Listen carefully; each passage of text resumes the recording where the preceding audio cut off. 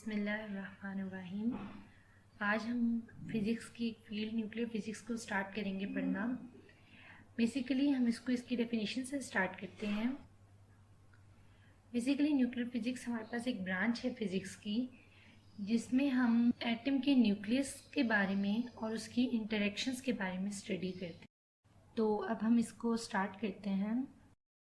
हम सबसे पहले अपने न्यूक्लियस को ड्रॉ करते हैं। हम बचपन से देखते आए हैं कि हम न्यूक्लियस को हमेशा एक सर्कुलर सी फॉर्म में ड्रॉ कर लेते हैं। तो बिल्कुल उसी अपनी बेसिक्स को रखते हुए हमने एक सर्कल फॉर्म ले ली है और उसको वाइट कलर कर लेते हैं ताकि हमें क्लियर रहे।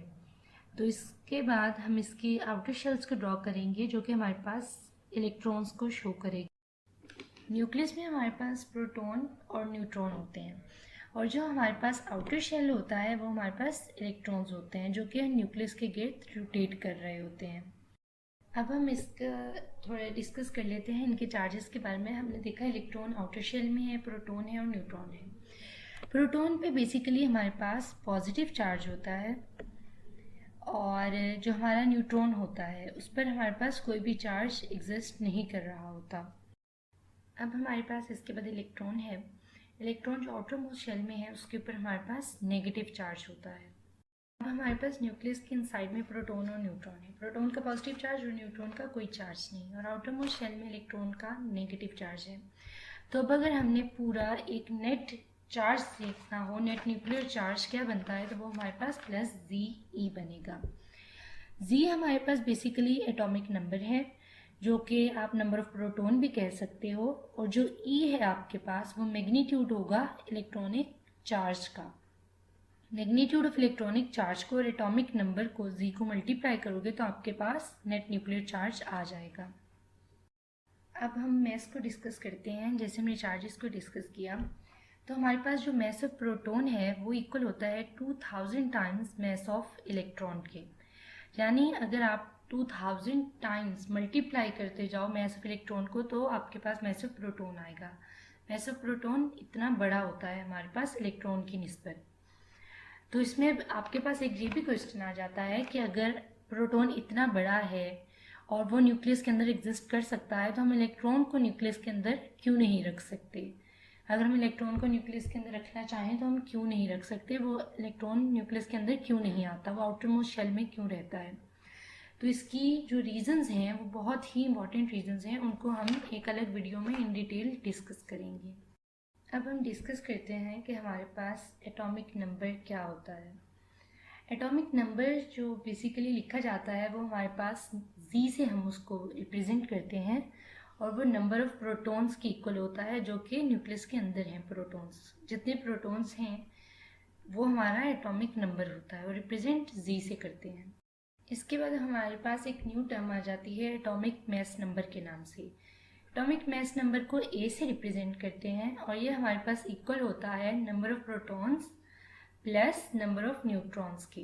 नंबर ऑफ प्रोटॉन जो भी हमने कहा हमारा एटॉमिक नंबर है जी से रिप्रेजेंट कर सकते हैं, उसमें हम ऐड करेंगे नंबर ऑफ न्यूट्रॉन्स, यानी जो न्यूक्लियस के अंदर टोटल जो बात है प्रोटॉन और न्यूट्रॉन है वो टोटल कितने हैं प्रोटॉन और न्यूट्रॉन को ऐड कर दोगे तो आपके पास एटॉमिक मैस नंबर आ जाएगा जिसे आप ए से रिप्रेजेंट करते हो। हमने इधर मैस को डिस्कस किया लेकिन मैस ऑफ न्यूट्रॉन रह गया हमसे। मैस ऑफ न्यूट्रॉन बेसिकली आपके पास इक्वल होता है मैस ऑफ प्रोटॉन के, लेकिन आप कई जगह इसको पढ़ोगे कि उसके साथ लिखा होता है 0.1% लार्जर, यानी कि वो मैस ऑफ न्यूट्रॉन जो है वो मैस ऑफ प्रोटॉन से भी 0.1% लार्जर होता है। हमारा आज का टॉपिक यहीं तक था कि हमने इसमें कुछ इंपॉर्टेंट चीज़ें और बिल्कुल बेसिक सी चीज़ें डिस्कस की हैं, लेकिन वो पॉइंट्स हमें जब आगे यूज़ करेंगे तो वो इम्पॉर्टेंट हैं कि हम एटॉमिक मैस नंबर कहें या जो भी लफ्ज़ बोलें आपको पता हो कि किस चीज़ की बात हो रही है, एटम के न्यूक्लियस की कहाँ से बात हो रही है। आज हमारा न्यूक्लियर फिजिक्स का सेकेंड लेक्चर है। आज हम फर्दर अपनी फील्ड को पढ़ेंगे। हमारे पास एक टर्म होती है फिजिक्स में जो यूज़ होती है न्यूक्लियॉन्स। न्यूक्लियॉन्स बेसिकली हम एक टर्म जो है वो यूज़ करते हैं न्यूट्रॉन और प्रोटॉन दोनों के लिए। न्यूक्लियॉन में हमारे पास इसके 2 मेंबर्स हैं फैमिली के न्यूक्लियॉन के, यानी न्यूट्रॉन और प्रोटॉन। अब हम न्यूट्रॉन की बात करें या प्रोटॉन की, हम स्पेसिफिकली दोनों की बात करें या हमें नहीं पता हम इन दोनों में से किसकी बात करें तो हम न्यूक्लियॉन की टर्म यूज़ कर सकते हैं। इसके अंदर न्यूट्रॉन और प्रोटॉन दोनों को काउंट किया जा सकता है इस टर्म में। जिस तरह अगर हमारे पास कोई न्यूक्लियस हो और उसका मास नंबर ए हो, तो इसका क्या मतलब हुआ कि उसमें जो न्यूक्लियॉन्स हैं वो ए हैं। मास नंबर हमारे पास क्या होता है कि प्रोटॉन और न्यूट्रॉन का सम होता है, तो न्यूक्लियॉन हमारे पास इसका मतलब दोनों का सम के तौर पे काउंट हो गया। प्रोटॉन की बात हो रही, न्यूट्रॉन की बात हो रही, अलग-अलग काउंट करने के बजाय न्यूक्लियॉन उसको कह दिया हमने। अब हमारे पास एक टर्म है आइसोटोप की। आइसोटोप क्या होता है, हमारे पास वो न्यूक्लाइड्स होते हैं जिनके प्रोटॉन नंबर तो सेम होते हैं लेकिन उनके न्यूट्रॉन नंबर्स डिफरेंट होते हैं। यानी जब आप उसका देखोगे, जो उसके प्रोटॉन नंबर्स आ रहे होंगे एलिमेंट के सेम आ रहे होंगे, लेकिन उनके neutron number inside the nucleus different होंगे। तो इस तरह के एलिमेंट्स को आप आइसोटोप कहते हो। अब हम इसकी एग्जांपल देख लेते हैं। इधर हम एग्जांपल लेंगे क्लोरीन की। हमारे पास क्लोरीन 35 और 37, यानी उसका जो एटॉमिक नंबर है, एटॉमिक मास नंबर, वो हमारे पास क्या है, 35 है और 37 है। यानी कि हमारे पास इन दोनों में जो प्रोटॉन्स हैं वो तो सेम है, लेकिन न्यूट्रॉन नंबर डिफरेंट होने की वजह से हमारे पास एटॉमिक मास नंबर डिफरेंट आ रहा है। अब हैं दोनों ही क्लोरीन, लेकिन फर्क कहाँ पे आ रहा है, उनके न्यूट्रॉन्स में। अब अगली टर्म है हमारे पास आइसोटोन की। आइसोटोन क्या होता है, हमारे पास न्यूक्लाइड्स का एक ऐसा सीक्वेंस जिसमें उनके न्यूट्रॉन नंबर्स तो सेम रहें लेकिन उनका Z डिफरेंट हो। और Z क्या होता है, हमारे पास एटॉमिक नंबर, यानी जिनका न्यूट्रॉन नंबर सेम हो और प्रोटॉन नंबर डिफरेंट हो, यानी आइसोटोप के ऑपोजिट। N सेम रहेगा और Z डिफरेंट हो जाएगा। हम आइसोटोन की एग्जांपल देखते हैं। इसकी एग्जांपल में एक बात तो ये कि हमारे पास एक और टर्म होती है स्टेबल आइसोटोन। स्टेबल आइसोटोन उन्हें कहते हैं जहाँ पे हमारा न्यूट्रॉन जो होता है वो 1 होता है, कि न्यूट्रॉन्स न्यूक्लियस के हमेशा 1 हो। तो इसके बाद हमारे पास जो एग्जांपल है वो एक हम ले रहे हैं हाइड्रोजन की और एक हीलियम की। इन दोनों में हमारा न्यूट्रॉन 1 है, ये दोनों स्टेबल आइसोटोन है, लेकिन इनका एटॉमिक मास नंबर एक का 2 है और एक का 3 है। यानी एटॉमिक मास नंबर, अब हमें पता है आइसोटोन है तो इसके एटॉमिक मास नंबर डिफरेंट क्यों है दोनों का, क्योंकि इनके प्रोटॉन डिफरेंट होंगे, न्यूट्रॉन दोनों का 1 ही होगा। अब हमारे पास एक और टर्म है आइसोबार। आइसोबार में हमारे पास जो मास नंबर होता है वो सेम होता है। ए जो है, जो कि Z और N का सम है, वो हमेशा सेम रहता है। इस तरह के जो भी हमारे पास एलिमेंट्स होंगे वो आइसोबार्स कहलाएंगे। इसमें हम एग्जांपल में एक हाइड्रोजन लेंगे और हीलियम लेंगे। हाइड्रोजन हमारे पास एक रेडियो एक्टिव हाइड्रोजन है और जो हीलियम हम ले रहे हैं वो हमारा स्टेबल आइसोटोन है, जो कि हमने पहले भी लिया है। तो इनका एटॉमिक मास नंबर हमारे पास 3 है, दोनों का सेम आ रहा है, तो इसका मतलब ये हमारे पास आइसोबार है। अब यहाँ पे एक मैंने तस्वीर ली है गूगल से आपको समझाने के लिए कि हम किस तरह से एलिमेंट को लिखते हैं। अभी दरम्यान में X लिखा हुआ है, यहाँ पे आप अपना एटॉमिक सिंबल लगाओगे, जैसे क्लोरीन है, हीलियम है, जो भी होगा वो लगाओगे। ठीक है, ए में जो लिखा है वो आपका मास नंबर आ जाएगा, Z आपका एटॉमिक नंबर होगा। अब जैसे नीचे कार्बन की एग्जांपल दी हुई है तो इसमें आपके 6 प्रोटॉन्स हैं। देखो प्रोटॉन कहाँ लिखते हो आप, Z में। एटॉमिक नंबर आपका जो होता है ना, Z प्रोटॉन को रिप्रेजेंट करा होता है, और प्रोटॉन और न्यूट्रॉन का जो सम है वो आपका मास नंबर है, तो वहाँ पे 12 लिखा है। इधर से आपको खुद पता चल रहा है कि इसका मतलब आपके न्यूट्रॉन्स इसमें 6 होंगे। तो इस तरह से आप अपने सिंबल को रिप्रेजेंट करते हो सिंबल की फॉर्म में कि कितने आपके नंबर्स, एटॉमिक नंबर है, क्या मास नंबर है, कौन सा एटम है, आइसोटोप है, आइसोटोन है, वो आप इस तरह पहचान सकते हो उसको। अगर आपको ये चीज़ क्लियर हो गई, मास नंबर कहाँ लिखना है और एटॉमिक नंबर कहाँ पे लिखना है आपने। आज हमारा 3rd लेक्चर है न्यूक्लियर फिजिक्स का। आज के लेक्चर में हम रेडियो एक्टिविटी के बारे में पढ़ेंगे। रेडियो एक्टिव डिके बेसिकली अगर इसको एक लफ्ज़ में समझा जाए तो ये न्यूक्लियर डिके होता है। इसमें हमारा जो न्यूक्लियस है एटम का वो डिके की तरफ जाता है। इसकी एक सिंपल डेफिनेशन चंद लफ्ज़ों में ये हो सकती है कि जो न्यूक्लियस है वो एनर्जी और सब एटॉमिक पार्टिकल्स को एमिट करते हुए एक दूसरी फॉर्म में चला जाता है, इसको रेडियो एक्टिव डिके कहते हैं। इसमें इम्पॉर्टेंट बात यह है कि ये जो एमिट एनर्जी करता है और सब एटॉमिक पार्टिकल्स को एमिट करता है और एक दूसरी फॉर्म में जाता है, डिके होता है स्पॉन्टेनियसली। स्पॉन्टेनियसली का लफ्ज़ बहुत अहम है। इसका मतलब होता है कि हमारे पास कोई भी एक्सटर्नल फोर्सेस काम में नहीं लग रही। हमें रेडियो एक्टिव डिके के लिए एक्सटर्नल फोर्स की ज़रूरत नहीं है। ये कुदरती तौर पे नेचुरली डिके होता है हमारे पास न्यूक्लियस, तो इसलिए इसमें स्पॉन्टेनियसली का लफ्ज़ बहुत ज़्यादा अहम है। अब इसमें हम डिके के प्रोसेस को इन डिटेल देखते हैं कि बेसिकली हमारे पास न्यूक्लियस डिके हो कैसे रहा होता है। हमारे पास जो पहले एटम मौजूद होता है, जो डिके होना होता है, अभी जो पहले एटम मौजूद है, उसे हम पेरेंट न्यूक्लियाई कहते हैं। वो पेरेंट न्यूक्लियाई होता है और वो डिके होता हुआ रेडियो एक्टिव डिके हो जाने के बाद न्यूक्लियस जिस फॉर्म में जाता है, एटम जिस शक्ल में डाला जाता है, उसको डॉटर न्यूक्लियाई कहते हैं। पेरेंट न्यूक्लियाई बेसिकली हमारे पास अनस्टेबल फॉर्म है और जब वो एक दूसरी फॉर्म ले रहा है डिके होता हुआ, डॉटर न्यूक्लियाई वो स्टेबल फॉर्म होती है। बेसिकली एक सिंपल सी बात है कि एक अनस्टेबल फॉर्म है तभी तो वो डिके हो रही है, और वो डिके उसके होने की वजह ये है कि वो एक स्टेबल फॉर्म में जाना चाहती है। इसमें ये पॉइंट याद रखने वाला है कि ऐसा नहीं था कि पेरेंट न्यूक्लियाई था, अनस्टेबल था और वो एक स्टेबल फॉर्म में चला गया। ये बात जरूरी है कि उसमें आयोनाइजेशन हुई। अनस्टेबल न्यूक्लियस आयोनाइज हुआ, उसने एनर्जी को सब एटॉमिक पार्टिकल्स को एमिट किया और फिर वो स्टेबल फॉर्म में गया। अब जो हमारे पास आयोनाइजेशन हो रही है, रेडियो एक्टिविटी डिके हो रही है, वो क्यों हो रही है? न्यूक्लियस के अंदर इस तरह की कौन सी फोर्सेज हैं जिसकी वजह से डिके हो रहा है, या कौन सी फोर्स रिस्पॉन्सिबल है इस डिके की? उसके लिए ज़रूरी है कि हम अब न्यूक्लियस के अंदर फोर्सेस को देखें, कौन सी फोर्सेस मौजूद हैं। तो हमारे पास न्यूक्लियस के अंदर 2 टाइप्स की फोर्सेस होती हैं। एक तो न्यूक्लियर फोर्स होती है और दूसरी कूलम फोर्स होती है। हम देखेंगे कि इन दोनों फोर्सेस में से कौन सी फोर्स है जो रिस्पॉन्सिबल है न्यूक्लियस के डिके होने की, और क्या वजह है कि वो फोर्स डिके की तरफ न्यूक्लियस को लेकर जा रही है। तो जब हमारे पास एटम एक बहुत बड़े साइज में होता है, यानी बड़ा एटम होता है, तो उसमें हमारे पास जो कूलम फोर्स होती है वो रिस्पॉन्सिबल होती है। और जब हमारे पास एटम स्मॉल साइज का होता है, उसका न्यूक्लियस छोटा होता है, या एटम छोटा होता है, तो उसके न्यूक्लियस के अंदर जो सी फोर्स ज़्यादा एग्जिस्ट कर रही होती है, रोल प्ले कर रही होती है, वो न्यूक्लियर फोर्स होती है। हमारे पास जो न्यूक्लियर फोर्स की रेंज होती है ये 1 to 3 फेम्टोमीटर होती है। न्यूक्लियर फोर्स हमारे पास बेसिकली शॉर्ट रेंज फोर्स होती है।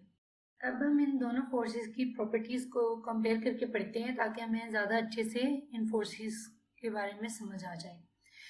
तो कूलम फोर्स मोर साइज का एटम बड़े एटम में, और न्यूक्लियर फोर्स शॉर्ट साइज यानी छोटे एटम में होती है, जो एटम लेस इन साइज हो। कूलम फोर्स की दूसरी प्रॉपर्टी ये है कि ये लार्ज रेंज फोर्स है, तभी तो एटम बड़ा होगा तो उसके अंदर कूलम फोर्स होगी, यानी लार्ज रेंज। और अगली बात ये है कि ये रिपल्सिव फोर्स है, यानी एटम्स एक दूसरे को अट्रैक्ट करने के बजाय रिपल्स कर रहे हैं। वो एक दूसरे से दूर होंगे, एक दूसरे को दूर करेंगे, अपने आप से रिपेल करेंगे, तभी तो वो टूटेगा और डिके की तरफ जाएगा। जबकि जो न्यूक्लियर फोर्स है वो शॉर्ट रेंज है, जब वो करीब है, करीब करीब के एटम्स भी एग्जिस्ट कर रही है और फिर वो अट्रैक्टिव फोर्स भी है, तो वो उतनी कस के बॉन्डिंग होगी, वो उतनी कस के एटम्स आपस में, न्यूक्लियस में जो प्रोटॉन है न्यूट्रॉन है, आपस में बॉन्ड रहेगा उनका आपस में, और वो डिके की तरफ नहीं जाएंगे। अब यहाँ से आपको ये बात समझ आ रही होगी कि रेडियो एक्टिव डिके की जो रिस्पॉन्सिबल है वो कूलम फोर्स होती है। अब आपको ये पता चल गया कि जो डिके हो रही है वो कूलम फोर्स की वजह से हो रही है। तो अब आप रेडियो एक्टिव डिके की डेफिनेशन लिख सकते हो कि जो कोई हैवी न्यूक्लाइड आपके पास होता है, हैवी न्यूक्लाइड कौन सा होता है? जिसमें आपका एटॉमिक मास नंबर जो हो वो 209 से बड़ा हो, और जो आपका प्रोटॉन नंबर हो, आपके जो प्रोटॉन्स हों वो 83 से बड़े हों। तो जिसका एटॉमिक मास नंबर 209 और प्रोटॉन 83 से बड़े हों वो आपके पास हैवी न्यूक्लाइड होते हैं। तो जो आपका हैवी न्यूक्लाइड होता है उसमें कूलम रिपल्सिव फोर्स डोमिनेंट होती है। जब कूलम रिपल्सिव फोर्स डोमिनेंट होती है तो उसके अंदर रिपेलिंग हो रही होती है न्यूक्लियस के अंदर, और न्यूक्लियस अपने आप को ट्रांसफॉर्म कर लेता है एक लाइटर न्यूक्लाई में, यानी अनस्टेबल से स्टेबल फॉर्म में। और अंदर इसके अंदर इंपॉर्टेंट बात क्या है जो मैंने आपको पहले भी बताई कि एमिशन कर रहा है वो रेडिएशन की और पार्टिकल्स की। ये बात अहम है कि उसमें आयोनाइजेशन हो रही है।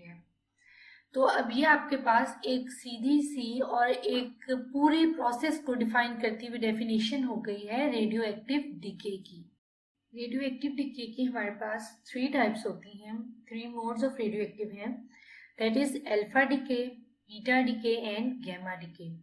इन तीनों प्रोसेस को हम इंशाल्लाह अपने नेक्स्ट लेक्चर में डिटेल पढ़ेंगे। इसकी एक अलग से वीडियो बनाएंगे, अलग लेक्चर होगा। अब इसमें ना हम ऐसा करते हैं कि न्यूक्लियस एक सिंपल सा बना के सर्कल फॉर्म में देख लेते हैं, ताकि हमें ज़्यादा अच्छे से क्लियर हो जाए उसके साइज के हवाले से कौन सी फोर्स कहाँ पर डोमिनेंट है।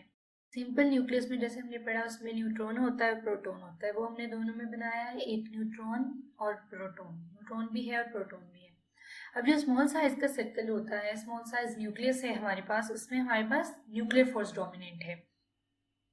और न्यूक्लियर फोर्स डोमिनेंट होने की वजह क्या है कि ये हमारे पास अट्रैक्टिव फोर्स होती है, और स्मॉल न्यूक्लियस है तो अट्रैक्ट कर रहे हैं और वो स्टेबल फॉर्म हुई, इसका मतलब।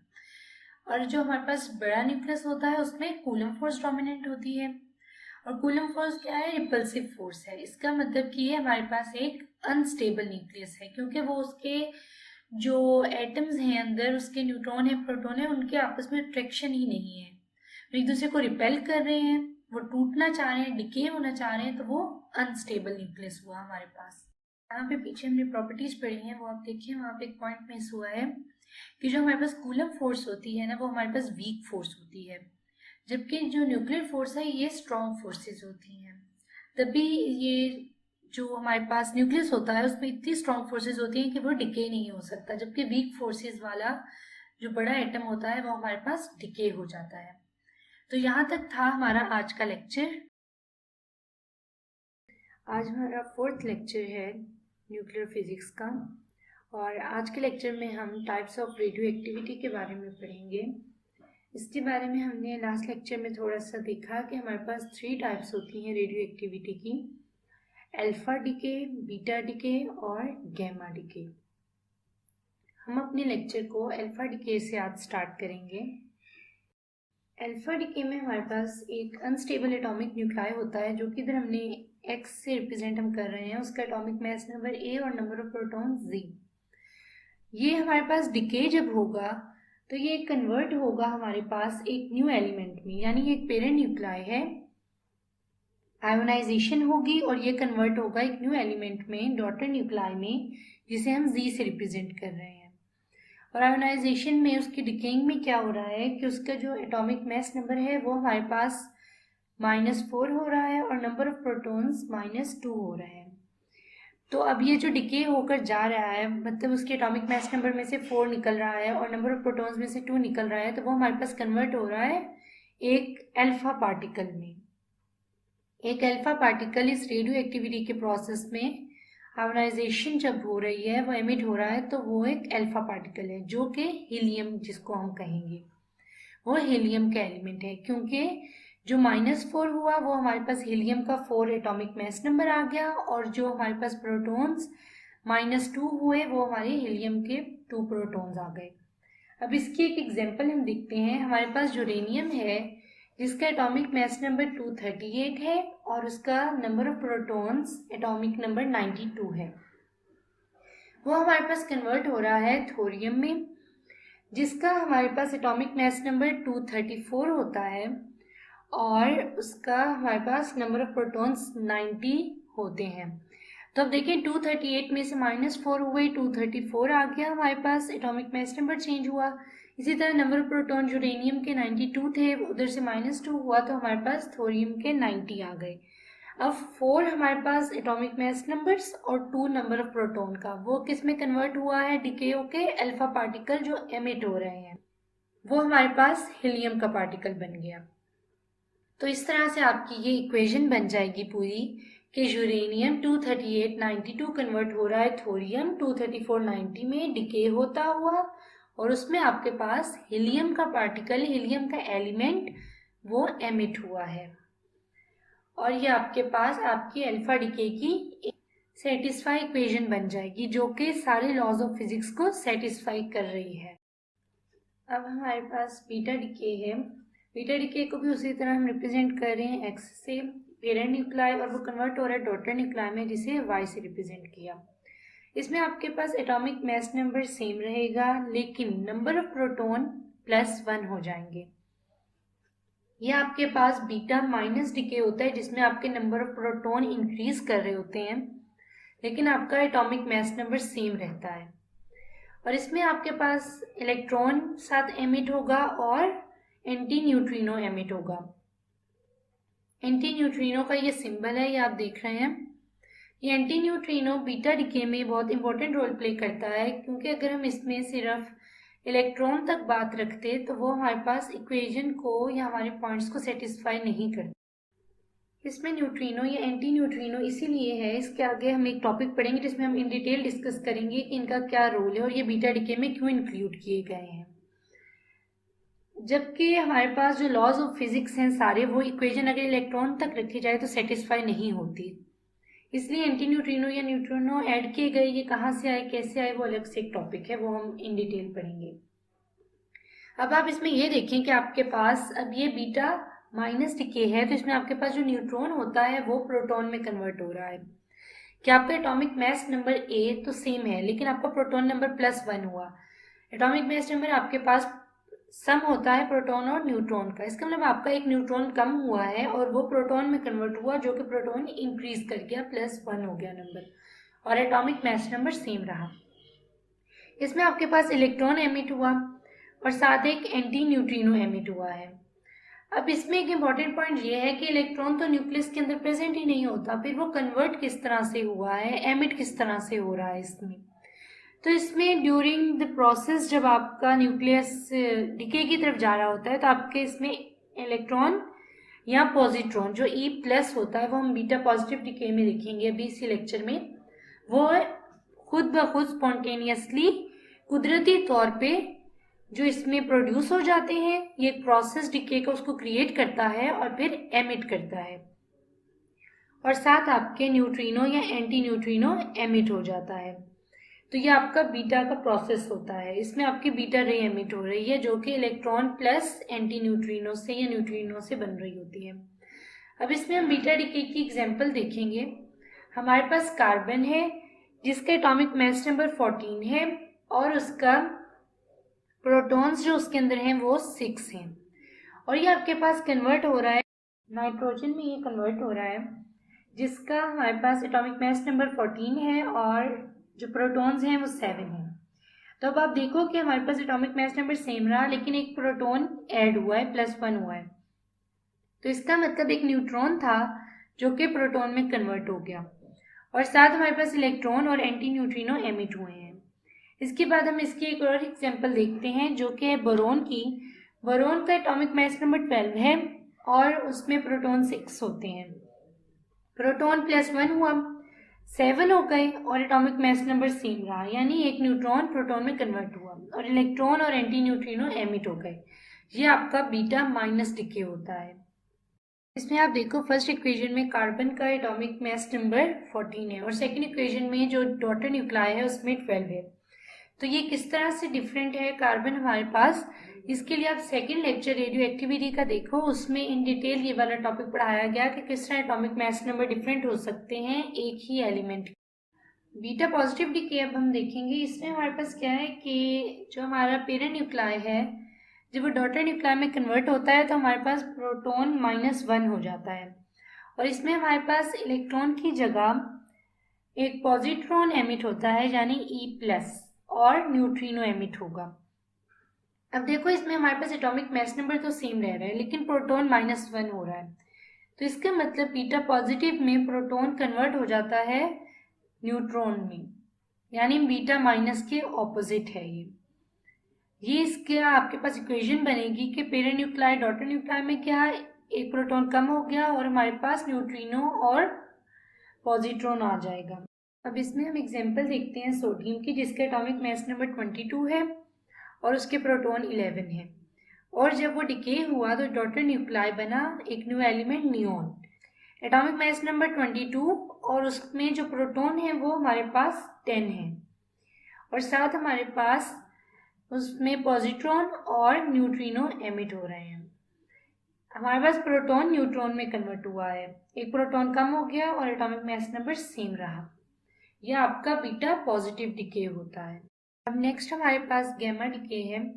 गैमा डीके में हमारा parent nuclei as it is same रहता है डॉटर न्यूक्लाई में, लेकिन उसमें हमारे पास रेडिएशन एमिट होती है जिसे हम गैमा का नाम देते हैं कि गैमा पार्टिकल एमिट हो रहा है।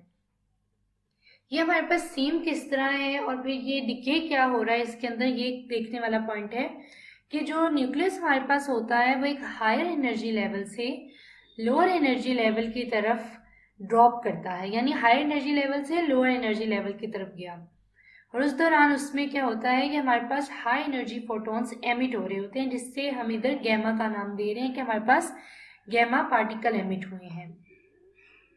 इसके हम एग्जाम्पल देखते हैं। इसमें एग्जाम्पल है हमारे पास टेक्नेटियम की। टेक्नेटियम हमारे पास क्या है, उसका एटॉमिक मास नंबर 99 और उसमें जो प्रोटॉन्स हैं वो हमारे पास 43 हैं। जब गैमा डिके हुआ वो एज इट इज सेम रहा, यानी पेरेंट न्यूक्लाई और डॉटर न्यूक्लाई सेम रहा, और उसमें हमारे पास जो गैमा रेज थी वो एमिट हुई हैं। गैमा डिके बेसिकली हमारे पास इसका सबसे स्मॉलेस्ट मास और चार्ज होता है, और ये हमारे पास अनडिफ्लेक्टेड रेज होती हैं। और इसमें हमारे जब ये डिके प्रोसेस होता है तो हमारे पेरेंट और डॉटर न्यूक्लाई के मैस में या एटॉमिक नंबर में कोई भी डिफरेंस नहीं आता, ना उसका मैस नंबर चेंज होता है ना उसका एटॉमिक नंबर चेंज होता है। और ये हमारे पास गैमा डिके जो होती है इलेक्ट्रोमैग्नेटिक वेव्स जो होती हैं, जो कि लाइट होती है या एक्सरे होती है, वो हमारे पास गैमा रेज ही होती हैं। इसी तरह अगर हम अल्फा डिके जो है हमारे पास अल्फा पार्टिकल है उसकी प्रॉपर्टीज देखें तो उसमें हमारे पास एक पॉजिटिव चार्ज पार्टिकल एमिट हो रहा होता है जिसे हमने हीलियम कहा। इसका मैस और चार्ज हमारे पास बिगेस्ट होता है as compare to beta and gamma decay, और ये हमारे पास इलेक्ट्रिक एंड मैग्नेटिक फील्ड से रिफ्लेक्ट होती है, और इसमें हमारे पास 2 प्रोटॉन 2 न्यूट्रॉन वाला एक चार्ज एमिट हो रहा है जिसे हम हीलियम कह रहे हैं, और इसका मैस नंबर डिक्रीज हो रहा है 4 से और एटॉमिक नंबर डिक्रीज हो रहा है 2 से। इसी तरह हम बीटा डिके की प्रॉपर्टीज देखते हैं। बीटा डिके जब बीटा माइनस है तो इसमें हमारे पास क्या हो रहा है कि एक नेगेटिव चार्ज पार्टिकल जो है वो एमिट हो रहा है जिसे हम इलेक्ट्रॉन कह रहे हैं, और साथ एंटी न्यूट्रिनो एमिट हो रहा है। लेकिन अगर हम इसी तरह बीटा पॉजिटिव की बात करें तो इसमें हमारे पास पॉजिट्रॉन और न्यूट्रिनो एमिट हो रहा है। ये इन दोनों का थोड़ा बहुत डिफरेंस आएगा। ये दोनों डिफ्लेक्ट होते हैं इलेक्ट्रिक एंड मैग्नेटिक फील्ड से। Atomic number increases by 1 in beta minus and in beta positive आपके पास जो एटॉमिक नंबर होता है वो डिक्रीज हो रहा होता है बाय 1। यहाँ तक था हमारा आज का लेक्चर। आज हमारा 5th लेक्चर है न्यूक्लियर फिजिक्स का। आज के लेक्चर में हम Gamow's theory of alpha decay and Geiger Nuttall law पढ़ेंगे। बेसिकली हमारे पास Gamow's theory of Geiger Nuttall law इस चीज़ को डिफाइन करता है, जो हमारा एनर्जी है अल्फा पार्टिकल की जो एमिट हो रही है विद द डिके कांस्टेंट एक रेडियो एक्टिव आइसोटॉप के लिए, उसके रिलेशनशिप को। ये हमारे पास जो gamos theory of alpha decay and Geiger Nuttall law है, इसको ड्राइव किया था जॉन मिचेल नटल ने और हैंस गीगर ने इन 1911, और इसी नाम पे, इन लोगों के नामों पर ही इस लॉ का नाम रखा गया। इसको हम स्टार्ट करते हैं। पहले हम गैमस थ्योरी को समझते हैं क्या है, और फिर हम गीगर नटल लॉ की तरफ जाएंगे। सबसे पहले इसको गैमस थ्योरी कोई डायग्राम को समझना आपने। ये हमारे पास एक टनल बना हुआ है जिसमें से हमारे अल्फा पार्टिकल पास हो रहे हैं। अब आप ये देखें कि जो हमारे पास अल्फा पार्टिकल है जो उसकी एनर्जी है वो है 4 to 9 मेगा इलेक्ट्रॉन वोल्ट, जबकि जो हमारा टनल है उसकी energy 25 to 30 mega electron volt है। अब हमारा अल्फा पार्टिकल इस टनल के ऊपर से जंप करके या तो जाए, उसके लिए उसको इतनी एनर्जी चाहिए जितनी टनल की एनर्जी है, तो उसकी एनर्जी कम से कम 25 to 30 मेगा इलेक्ट्रॉन वोल्ट तो हो कि उसको रीच कर सके। लेकिन अब चूंकि इसकी एनर्जी हमारे पास 4 to 9 मेगा इलेक्ट्रॉन वोल्ट है, तो ये इसको जंप करके तो जा नहीं सकता। तो इस चीज़ को गैमो ने एक्सप्लेन किया हमारे पास क्वांटम टनलिंग के मेथड से। इस चीज़ को आप क्लासिकली एलेबोरेट नहीं कर सकते, क्लासिकली इसकी कोई लॉजिक नहीं बनेगी। इसके लिए फिर क्वांटम मैकेनिक्स का सहारा इधर लिया गया, उसने इसको क्वांटम टनलिंग से एक्सप्लेन किया।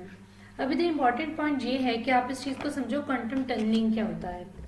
क्वांटम टनलिंग बेसिकली हमारे पास एक क्वांटम मैकेनिकल प्रोसेस है जहाँ पे जो हमारा वेव फंक्शन होता है वो पेनिट्रेट कर सकता है through a potential energy barrier. एक इस तरह का बैरियर जिसकी एनर्जी ज़्यादा हो उस पार्टिकल की एनर्जी से जिसने उसमें से गुजरना है। जैसे इधर हमारे अल्फा पार्टिकल की एनर्जी बहुत ही कम है टनल से, तो इधर से ये अल्फा पार्टिकल किस तरह से गुजर सकता है, इस कॉन्सेप्ट के लिए हम यूज करें क्वांटम टनलिंग। और क्वांटम टनलिंग है ही ये कि एक ऐसा पार्टिकल जिसकी एनर्जी बहुत कम हो वो एक इस तरह के टनल से गुजर जाए जिसकी एनर्जी बहुत ज्यादा होती है। तो अब यहाँ पे क्वेश्चन ये है कि क्वांटम टनलिंग की तो डेफिनेशन हो गई कि पार्टिकल अपने से ज्यादा वाली टनल से पास हो जाए या पेनिट्रेट हो जाए, उसको जंप नहीं कर रहा, उसमें से गुजर रहा है। इसको अब ज्यादा अच्छे से ऐसे समझो कि जो वेव फंक्शन होता है उसके ज्यादा चांसेस, उसकी प्रोबेबिलिटी, एक जेन्युइन प्रोबेबिलिटी उसकी ये है कि वो एक साइड पे जो होता है अपीयर नहीं हो रहा, डिसअपीयर हो जाता है, और दूसरी साइड पे अपीयर हो जाता है। जैसे आप इधर इस लाइन को देखो, जहां जहां आपको ये येलो लाइन शो हो रही है, इसको आप अपना अल्फा पार्टिकल समझ लो। तो ये अल्फा पार्टिकल जहां जहां आपको येलो लाइन नजर आ रही है वो यहाँ पे पहले टनल के अंदर था, यहाँ से डिसअपीयर हुआ और फिर वो अपीयर बाहर वाली साइड पे हुआ। इस तरह से क्वांटम टनलिंग का मेथड जो है वर्क करता है, और ये एक रियल वर्किंग एग्जांपल है क्वांटम टनलिंग की। ये हमारे पास टनल डायोड्स में और न्यूक्लियर फ्यूजन में, इलेक्ट्रॉनिक्स में, इस तरह की चीजों में रियल लाइफ में ये यूज होता है क्वांटम टनलिंग का मेथड। तो इसी मेथड को यूज करते हुए गैमो ने अल्फा पार्टिकल के डिके को एक्सप्लेन किया कि 25 to 30 मेगा इलेक्ट्रॉन वोल्ट का अगर टनल है तो अल्फा पार्टिकल इतना छोटा होता है वो उसमें से क्वांटम टनलिंग की हेल्प से गुजरेगा। अब इसमें आप देखो हमारे पास ट्रांसमिशन प्रोबेबिलिटी का फॉर्मूला आ जाता है जो हमें गैमो ने दिया कि वो हमारे पास इक्वल होता है। पहले तो ये कि हम इसको रिप्रेजेंट कर सकते हैं टी डॉट पी से, पूरा ट्रांसमिशन प्रोबेबिलिटी लिखने के बजाय, और हम इसको आगे भी इसी तरह लिखेंगे। तो ये हमारे पास फॉर्मूला होता है, इसमें हमारे पास ई की पावर होती है -2k2l। इसमें k2 आपके पास एक वैल्यू यूज होगी जो कि √2m/v-e और डिवाइड होगा ये h कट से। m की आपके पास वैल्यू आ जाएगी, v की आ जाएगी, e की आ जाएगी, h कट आपके पास कांस्टेंट होता है, और l आपके इस बैरियर की लेंथ है, जो विड्थ आप यूज कर रहे हो वो इसकी l की वैल्यू बनेगी। और k2 की वैल्यू आप इस तरह निकाल लोगे और e की पावर में ये सारी वैल्यूज को पुट करोगे तो आपके पास ट्रांसमिशन प्रोबेबिलिटी आ जाएगा। ट्रांसमिशन प्रोबेबिलिटी बेसिकली इस तरह है कि अल्फा पार्टिकल के वहाँ से ट्रांसमिट होने की जो कितने चांसेस हैं वो आप इस तरह जो भी अल्फा पार्टिकल है उसकी वैल्यूज उसके अकॉर्डिंग पुट करके आप निकाल सकते हो इस फॉर्मूले से। ये आपके पास एक स्टैंडर्ड फॉर्म है, इसमें आप अपने मर्जी की जो भी आपकी वैल्यूज हो अकॉर्डिंग टू द क्वेश्चन आप वो पुट करो और इसमें से वैल्यूज निकाल लो। तो यहाँ तक थी बात गैमो की कि उसने अप्लाई किया आइडिया क्वांटम टनलिंग का और अल्फा डिके के मेथड को एक्सप्लेन किया। अब हम आगे गीगर न्यूटन लॉ को देखते हैं, वो हमारे पास किस चीज़ को एक्सप्लेन कर रहा है। ये मैंने एज इट इज़ वही तस्वीर द्वारा इधर कॉपी पेस्ट की है ताकि उसी तरीके से आपको समझ आ सके, ऐसा ना आपको लगे एक अलग से ही टॉपिक को स्टार्ट हो गया। अब इसको देखो, ये सेम हमारे पास वही टनल है, इसमें से अल्फा पार्टिकल गुजर रहा है। अब इसमें हम क्या करेंगे, दो अल्फा पार्टिकल ले लेंगे। हम इधर समझ क्या रहे हैं कि हमारा कोई भी जो एलिमेंट है वो डिके हो रहा है, रेडियो एक्टिव डिके उसमें जो हो रहा है, तो उसमें हमारे पास अल्फा पार्टिकल्स किस तरह से एमिट हो रहे हैं उसके डिके होते हुए। तो जब इसमें हम अब दो अल्फा पार्टिकल लिए, अब हम उनकी एनर्जीज के बारे में पढ़ेंगे कि अल्फा पार्टिकल की एनर्जी कितनी हो तो उससे हमारे पास क्या इफेक्ट आता है। तो हमने इधर वेव का कॉन्सेप्ट लिया क्योंकि हमने क्वांटम टनलिंग का लिया कि उसमें particle associated with the wave होता है। तो वेव के कॉन्सेप्ट से अब हमने इधर दो वेव्स लेनी है, दो अल्फा पार्टिकल की वेव्स लेंगे। एक वेव हमने ली जिसका हम कहेंगे कि हमारे पास एनर्जी ज्यादा है और दूसरे की एनर्जी कम है, और अपनी दो वेव्स को यूज करते हैं। अब इसमें से एक को हम नाम देंगे E2 का और एक को नाम देंगे E1 का। अब इधर आपने ये समझना है कि हमारे पास इसका जो आप समझ लो कि इम्पोर्टेंट मेन पॉइंट है वो यही है कि हमारे पास जो एनर्जी 2 है वो हम कह रहे हैं कि ज्यादा है एनर्जी 1 से।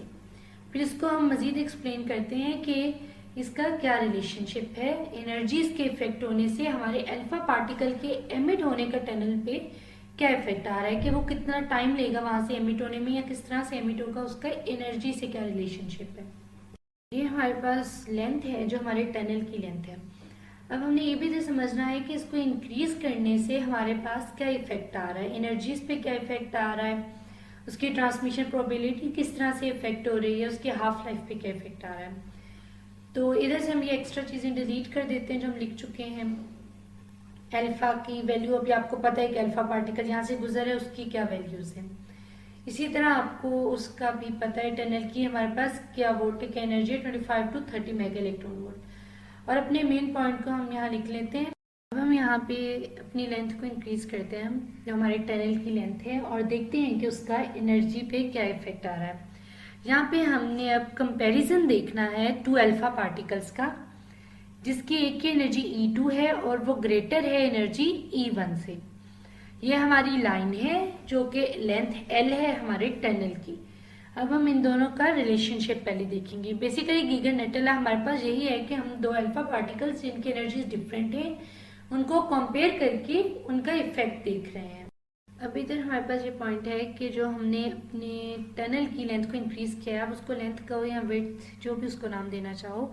विड्थ वैसे ज़्यादा बेहतर है कि उसकी एक विड्थ को हम डिस्कस कर रहे हैं। तो जो विड्थ है बैरियर की, उसको इंक्रीज करने से जो आपकी ट्रांसमिशन प्रोबेबिलिटी है वो कम हो जाती है।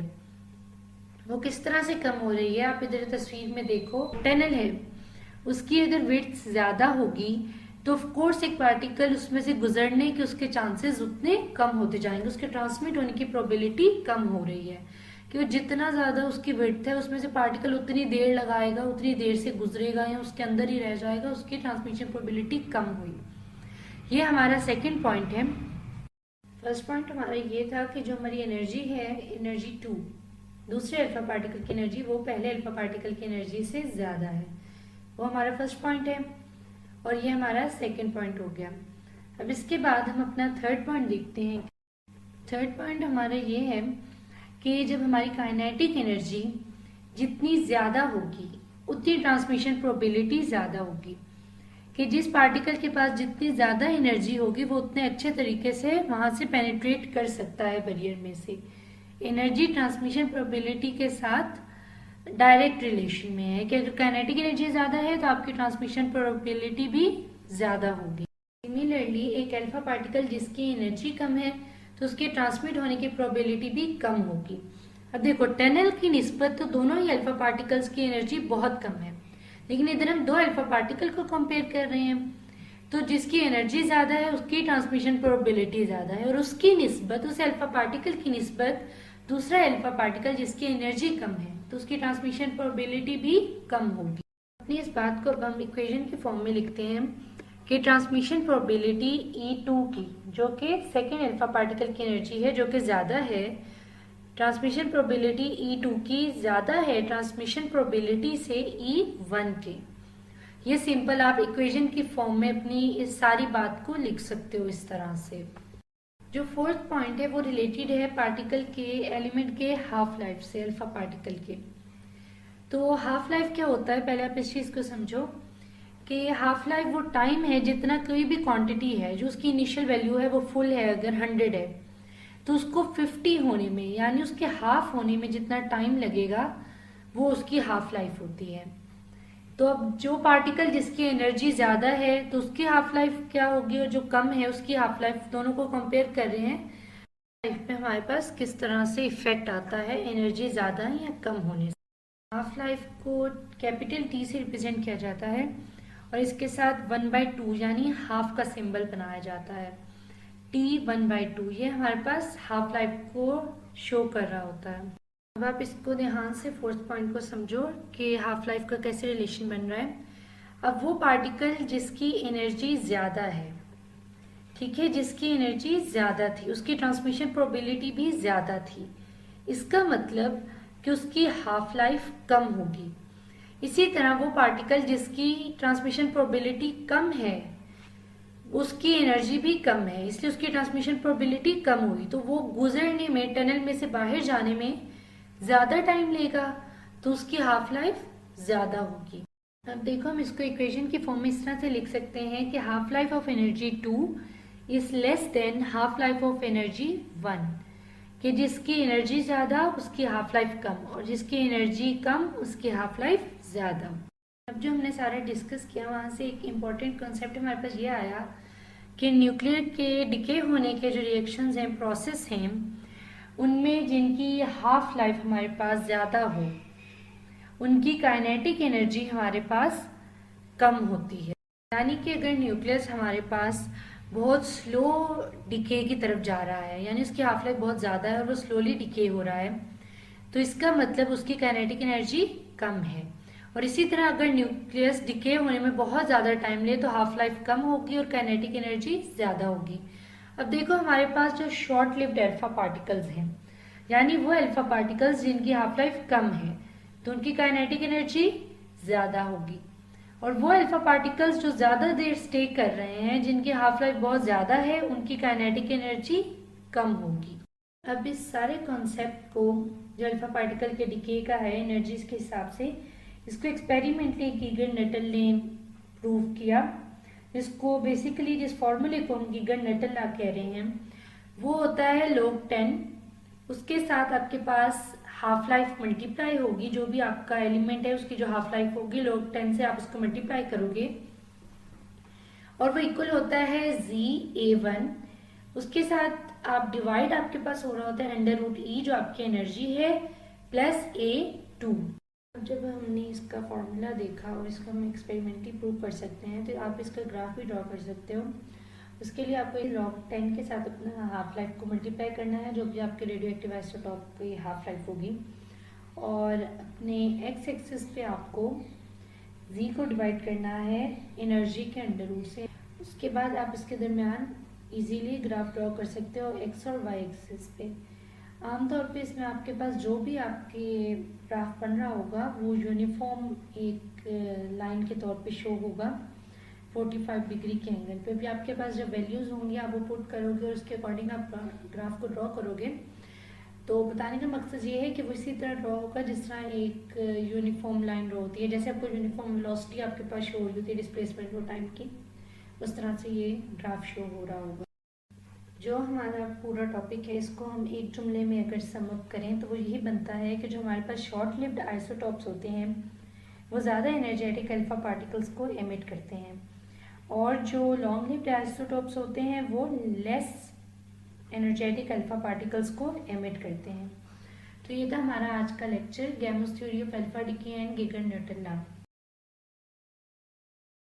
Today is our 6th lecture of nuclear physics. आज के लेक्चर में हम बीटा डिके न्यूट्रिनो हाइपोथेसिस के बारे में पढ़ेंगे। बेसिकली हमारे पास बीटा डिके में जो इशू आ रहा था वो ये था कि हमारे पास जो टोटल एनर्जी आफ्टर डिके आ रही है वो लेस है उस एनर्जी से जो हमारे पास स्टार्ट में थी, यानी कि total energy after decay is less than the total energy before the decay. Situation अब हमारे पास जो हमारे कंजर्वेशन लॉज होते हैं उन्हें वायलेट कर रही है। तो इस इशू को दूर करने के लिए हमारे पास पोली ने आइडिया दिया हमें न्यूट्रिनो का, और इस आइडिया को फिर आगे लेकर फर्मी चला। और वो आइडिया क्या था कि हमारे पास जब न्यूक्लियस में से फोटॉन्स एमिट हो रहे होते हैं, एक्साइटेड एटम्स जब फोटॉन्स को एमिट करते हैं, तो हमारे पास उस टाइम पे स्पॉन्टेनियसली यानी खुद ब खुद इलेक्ट्रॉन न्यूट्रिनो पेयर प्रोड्यूस हो जाता है। जब हमारे पास इलेक्ट्रॉन न्यूट्रिनो पेयर प्रोड्यूस हो रहा है तो इधर से उसने इस बात को किया कि जो हमारे पास एनर्जी एंड में आफ्टर द डिके जो एनर्जी कम हो रही है वो इलेक्ट्रॉन न्यूट्रिनो पेयर में जा रही है। तो फिर इस तरह से हमारे पास कंजर्वेशन लॉज की वायलेशन निगलेक्ट होती है। ये बात हमारे पास क्लियर होती है कि हमारे पास बीटा डिके के जब बीटा डिके प्रोसेस हो रहा होता है तो हमारे पास जो एनर्जी है वो कंजर्व ही रहती है। हमारे पास सारा बीटा डिके का प्रोसेस है। अब वो हमारे पास क्लियर किस लब से हुआ, न्यूट्रिनो से। न्यूट्रिनो क्या चीज़ है हम इसको देखते हैं। न्यूट्रिनो बेसिकली हमारे पास एक लिटिल न्यूट्रल वन पार्टिकल होता है। हमारे पास इसका मैस बहुत ही कम होता है, न्यूट्रिनो का बहुत ही टीनी मैस होता है। ये एक अनचार्ज पार्टिकल है, इसके पास पॉजिटिव नेगेटिव कोई भी चार्ज नहीं होता। बेसिकली आप इसे लाइट कह सकते हैं, बहुत ही लाइटर पार्टिकल है ये। और जो इसका स्पिन होती है ये स्पिन हाफ पार्टिकल है, इसकी स्पिन हाफ होती है। एनर्जी इसकी जो मिसिंग है, अब इसकी एनर्जी क्या है हम यहाँ से बताएंगे कि जो बीटा डिके में मिसिंग एनर्जी थी वो इसकी एनर्जी है, यानी जो काइनेटिक एनर्जी एक्सपेक्टेड थी हमारे पास होनी चाहिए थी उसमें से हमने माइनस की जो एनर्जी हमारे पास शो हो रही थी, जो बाकी मिसिंग एनर्जी हो गई वो हमने कहा कि इस न्यूट्रिनो की एनर्जी है। जो हमने न्यूट्रिनो के बारे में बातें देखी, इसको भी डिस्कस करना बहुत ज़रूरी है। इसमें जो इम्पोर्टेंट पॉइंट्स हैं कि वो लिटिल न्यूट्रल वन पार्टिकल है। अब वो न्यूट्रल पार्टिकल किस तरह से है, हम उसे क्यों न्यूट्रल कह रहे हैं, इसके इम्पोर्टेंट पॉइंट्स होंगे। उसका अनचार्ज होने के बारे में होगा, उसके स्पिन हाफ पार्टिकल है, इसको हम डिस्कस करेंगे। और उसकी मिसिंग एनर्जी जो है, बेसिकली यही हमारे beta decay and neutrino hypothesis का मेन पॉइंट है। इसको हम डायग्राम से समझेंगे। हम फर्स्ट पॉइंट से स्टार्ट करते हैं। जैसे हमने कहा कि लिटिल न्यूट्रल वन, अभी तक क्वेश्चन ये है कि हमने जब बीटा डिके को सारे डिकेज पढ़े, अल्फा बीटा गैमा, तो उसमें हमने पढ़ा कि एक न्यूट्रिनो होता है, एक एंटी न्यूट्रिनो होता है। तो अभी तक क्वेश्चन ये है, अगर न्यूट्रिनो हमारे पास न्यूट्रल है तो फिर एंटी न्यूट्रिनो क्या चीज़ है, यानी फिर तो उसका न्यूट्रिनो से ऑपोजिट चार्ज होगा तो वो एंटी न्यूट्रिनो हुआ ना, लेकिन हम ये भी कह रहे हैं कि वो न्यूट्रल है। तो अब हम इस चीज़ को डिस्कस करते हैं कि एंटी न्यूट्रिनो हमारे पास क्या होता है। एंटी न्यूट्रिनो हमारे पास एंटी पार्टिकल पार्टनर है न्यूट्रिनो का। अब एंटी पार्टिकल पार्टनर का क्या मतलब है कि इसका जो मैस है वो तो सेम है लेकिन चार्ज ऑपोजिट है। और जो हमने कहा कि न्यूट्रल है, उसका मतलब ये था कि हमारे पास इलेक्ट्रोमैग्नेटिकली ये न्यूट्रल होता है, यानी इस पे कोई भी इलेक्ट्रिक चार्ज नहीं होता या इसका कोई भी मैग्नेटिक मोमेंट नहीं होता, लेकिन ये एक अलग किस्म का चार्ज कैरी कर रहा होता है न्यूट्रिनो, जिसको हम लिप्टन नंबर कहते हैं। अब लिप्टन नंबर हमारे पास क्या होता है कि हमारे पास इलेक्ट्रॉन और इलेक्ट्रॉन न्यूट्रिनोज के लिए इसको बेसिकली हम डिनोट करते हैं Le से, तो ये 1 होता है। लेकिन इलेक्ट्रॉन और इलेक्ट्रॉन न्यूट्रिनो के ऑपोजिट पार्टिकल के लिए, यानी उसके एंटी पार्टिकल के लिए, ये हमारे पास -1 होता है। और इसके अलावा जितनी भी हमारे पास बाकी जो चीज़ें आएंगी, जो भी पार्टिकल्स आएंगे, उसके लिए Le हमारे पास यानी लिप्टन नंबर 0 होगा। हमारे पास लिप्टन नंबर की सिर्फ 3 ही काइंड्स हैं, 3 ही उसकी वैल्यूज हैं, 1, -1 और 0। यहाँ से आपको न्यूट्रल वाली बात क्लियर हुई।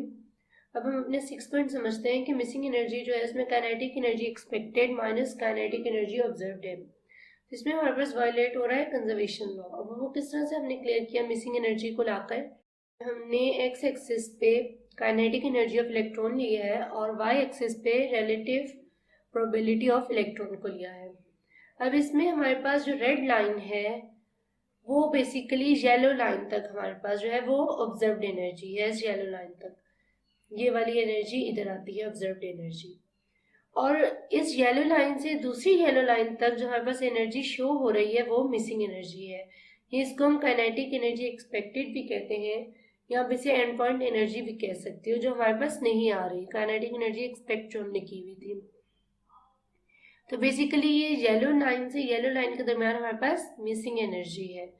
और इस एनर्जी को फिर हमने कहा कि ये हमारी न्यूट्रिनो की एनर्जी होती है, कि जब आपके पास, अगर हम इस एनर्जी को ना लें तो हमारे पास जो है वायलेट हो रहा है एनर्जी कंजर्वेशन लॉ। तो उसकी वायलेशन को ख़त्म करने के लिए पॉली ने आइडिया दिया था कि यहाँ पर जो मिसिंग एनर्जी है वो एनर्जी होती है न्यूट्रिनो की। तो ये भी आपको क्लियर हुआ होगा कि हम न्यूट्रिनो की एनर्जी किस तरह से लेते हैं। ग्राफ में हमें एक बात और भी ये शो हो रही है कि हमारे पास जो most of the beta particles हैं वो बहुत ही लो एनर्जी के साथ एमिट हो रहे हैं। कोई भी ऐसा बीटा पार्टिकल नहीं है जो बहुत शार्पली डिक्रीज हुआ हो एनर्जी के साथ।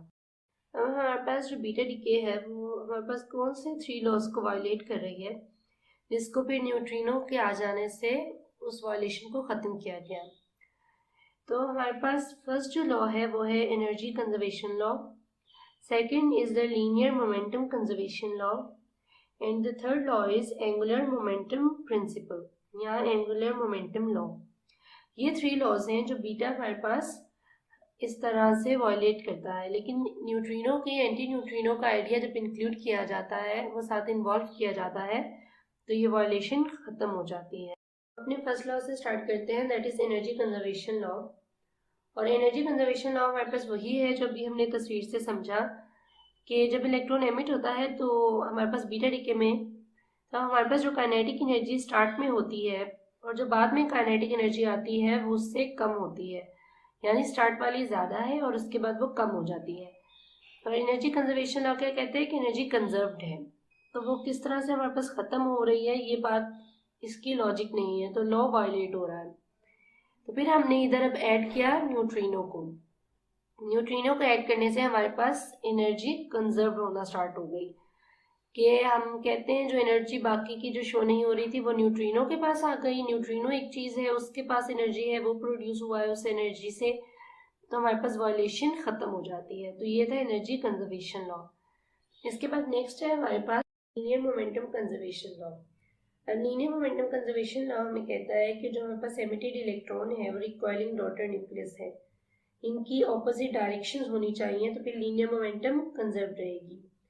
लेकिन हमारे पास बीटा डिके में ये एग्जैक्टली ऑपोजिट डायरेक्शंस नहीं आ रही थी, तो फिर इसमें न्यूट्रिनो को ऐड किया गया। न्यूट्रिनो के आने से ये डायरेक्शंस ऑपोजिट हो गई।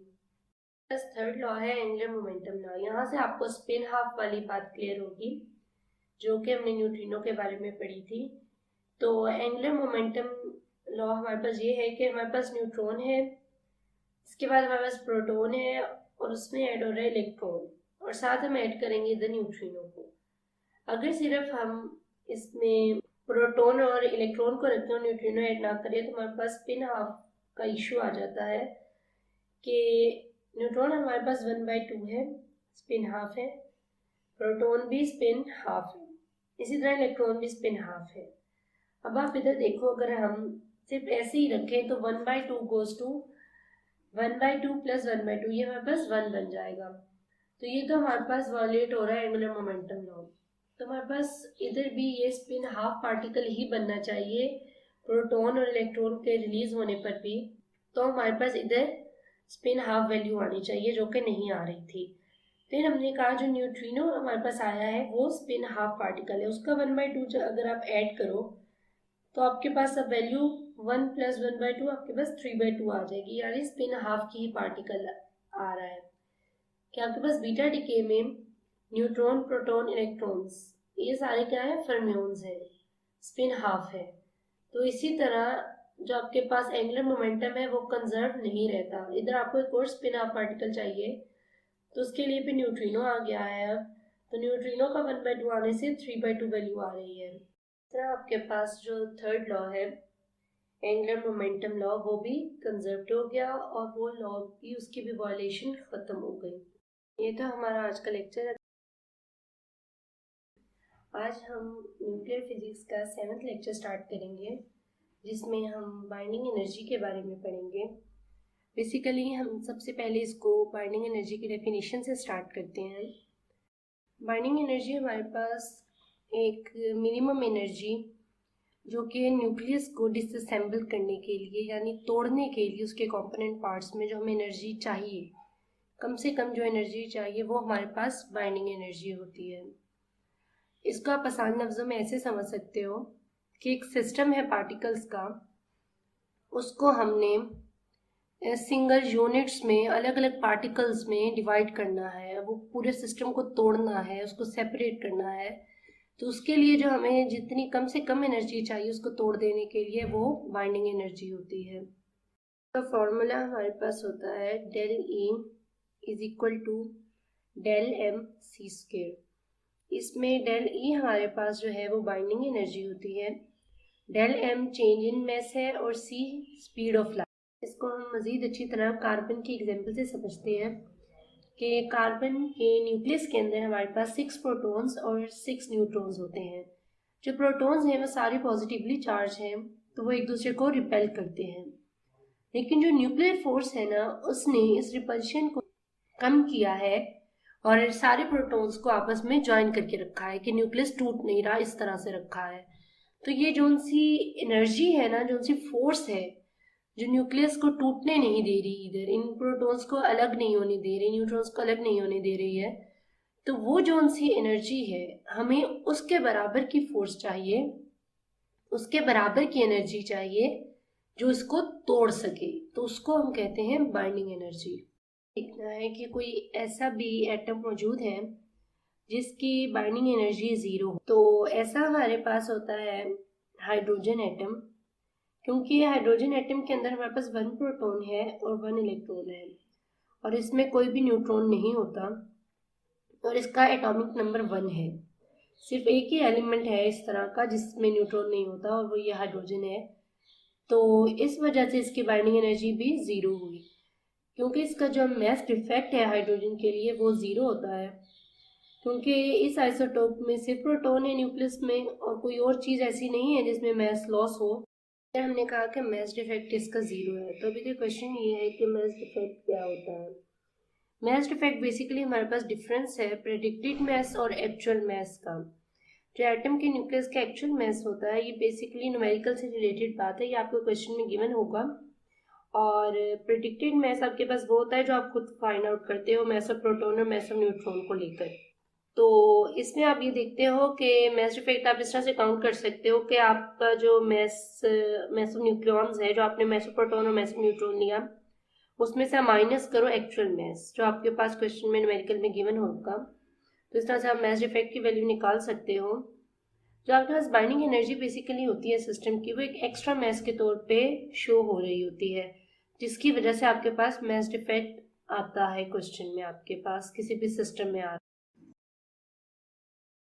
आज हमारा 8th लेक्चर है न्यूक्लियर फिजिक्स का। हमने लेक्चर 7 में बाइंडिंग एनर्जी के और मास डिफेक्ट के बारे में पढ़ा। तो आज के लेक्चर में हम बाइंडिंग एनर्जी से रिलेटेड कुछ न्यूमेरिकल्स पढ़ेंगे। हमारा फर्स्ट न्यूमेरिकल ये है कि helium is the most abundant isotope of helium, जो हीलियम का दिया गया जिसका मास नंबर 4 है और प्रोटॉन्स 2 हैं उसमें। तो its mass is this is its mass in the kilogram. So what is the mass defect, binding energy on nucleus in joule and binding energy on nucleus in electron volt. तो अब इसके solution में क्या है कि पहले हमने mass defect find करना है। तो मास डिफेक्ट क्या होता है, हमारे पास एक मास ऑफ न्यूक्लियॉन्स होता है, उसमें से हम माइनस करते हैं एक्चुअल मास को।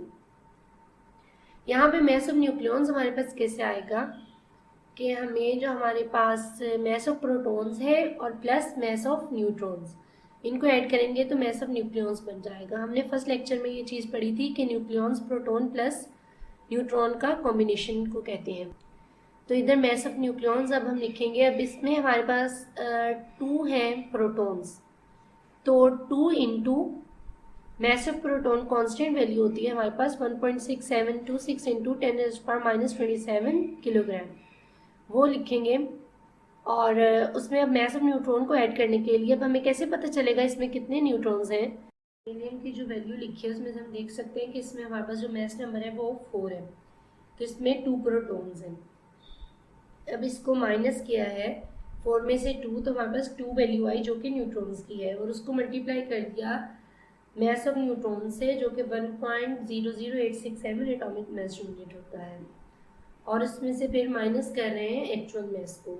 इसमें से माइनस करेंगे एक्चुअल मास। एक्चुअल मास क्या होता है जो हमारे पास क्वेश्चन में गिवन है, दैट इज 6.6447 इंटू 10⁻⁻27 किलोग्राम।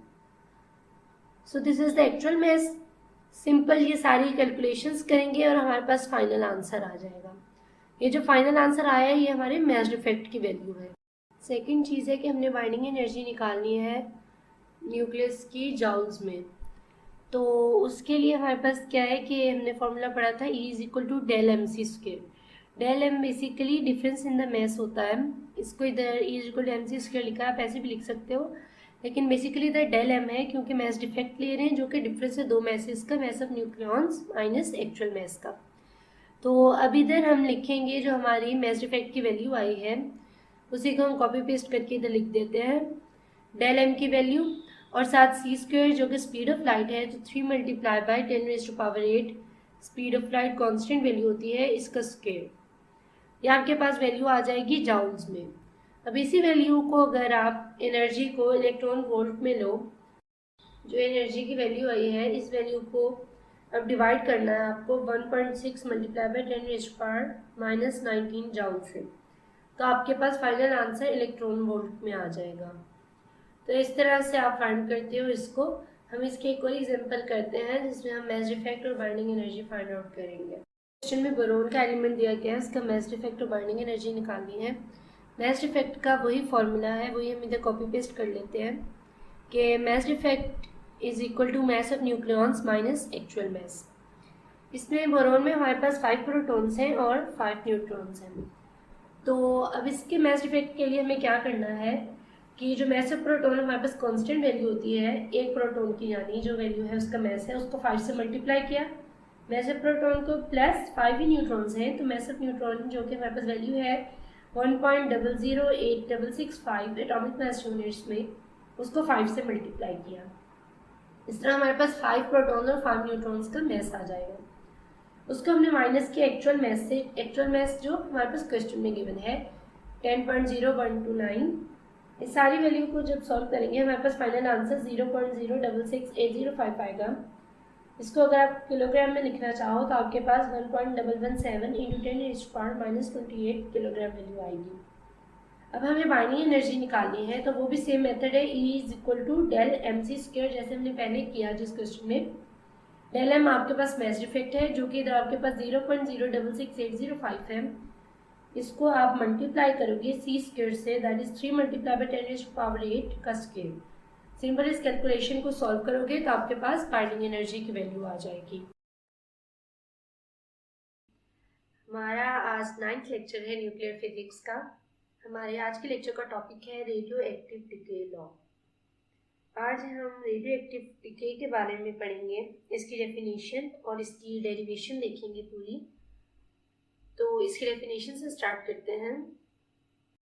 ये हमें रेडियो एक्टिव डिके लॉ बताता है कि हमारे पास एक स्पेसिफिक टाइम में जितने नंबर ऑफ पार्टिकल्स मौजूद होते हैं वो सारे डिके हो जाते हैं। इसको वो किस अंदाज में और किन लफ्जों में कह रहा है कि number of particles that decay over the certain period of time. यानी अगर आपके पास कुछ पार्टिकल्स हैं जिन्हें n से रिप्रेजेंट किया जाए, या आगे डेरिवेशन में आप देखोगे n से रिप्रेजेंट करें, तो उन्हें जब आप एक सर्टेन पीरियड ऑफ टाइम पे ले रहे हो, यानी उसका डेरिवेटिव ले रहे हो टाइम के साथ, तो वो डायरेक्टली प्रोपोर्शनल होता है to the number of particles present in that time, उन पार्टिकल्स के जो कि उस टाइम में प्रेजेंट होते हैं, यानी n के ही जितने पार्टिकल्स प्रेजेंट हैं उसी के डायरेक्टली प्रोपोर्शनल है। तो अब आप इसके डेरिवेशन में देखो, ये पहले जो लिखा है स्टेटमेंट में कि हमारे पास जो रेडियो एक्टिव डिके लॉ है dN/dt is directly proportional to n, जो मैंने भी आपको डेफिनेशन से बताया। इसमें कांस्टेंट लोगे प्रोपोर्शनल के साइन को हटाने के लिए -λ। तो लैम्डा वो कह रहे हैं कि कांस्टेंट ऑफ प्रोपोर्शनैलिटी है called radio active decay constant. इसको आप रेडियो एक्टिव डिके कांस्टेंट भी कहते हो। और n नोट जो आपके पास है वो नंबर ऑफ न्यूक्लाई है जो कि प्रेजेंट होते हैं 0 टाइम पर, और n आपके पास number of nuclei present at time t। तो dn/n को इंटीग्रेट कर रहे हैं n0 से n तक, और ये इक्वल है लैम्डा dt के, और इसको इंटीग्रेट कर रहे हैं 0 से t तक। माइनस क्यों है? माइनस हमारे पास कांस्टेंट ऑफ प्रोपोर्शनैलिटी का है साथ लैम्डा के, तो ये आपके पास इक्वल होगा -λ, क्योंकि वो कांस्टेंट था, इंटीग्रेशन से बाहर आ गया, और 0 से t और साथ dt। उसके बाद लॉग लिया है दोनों साइड्स पे, तो log of n minus log of n0, और दूसरी साइड पे हमारे पास लैम्डा t बन गया। log ऑफ n/n0 जब माइनस होता है उसको आप ऐसे भी लिख सकते हो डिवाइड की फॉर्म में, और जो डिवाइड की फॉर्म में उसको आप माइनस करके भी लिख सकते हो। तो इक्वल है ये -λ के, तो n/n0 इक्वल है, दोनों साइड पे क्या किया है, एंटी लॉग लिया है, तो एक्सपोनेंशियल आया। n/n0 एक्सपोनेंशियल के साथ लॉग खत्म हुआ और दूसरी साइड पे एक्सपोनेंशियल आ गया, एक्सपोनेंशियल की पावर में -λt चला गया, तो n इक्वल हो गया n0 e⁻−λt के। अब ये आपके पास आगे ग्राफ बना हुआ है जो कि आपको बता रहा है कि आपके पास decay with the passage of time किस तरह से नंबर ऑफ पार्टिकल्स डिके हो रहे हैं। ये भी शो कर रही है ये इक्वेशन कि जो आपके पास डिके है वो एक्सपोनेंशियली डिक्रीज हो रहा है। आपके पास ग्राफ में भी ये बात शो हो रही है। अब इसके बाद इससे रिलेटेड जो अगली बात है वो है हाफ लाइफ की। अब वो हम देखते हैं उसकी डेरिवेशन किस तरह है और वो किस तरह से प्रूव होती है। इधर हमारे पास जो प्रोपोर्शनैलिटी का कांस्टेंट था रेडियो एक्टिव डिके का लैम्डा, और हाफ लाइफ का रिलेशन बता रहे हैं कि एक हाफ लाइफ के बाद नंबर ऑफ न्यूक्लाई कितने हो जाते हैं हमारे पास।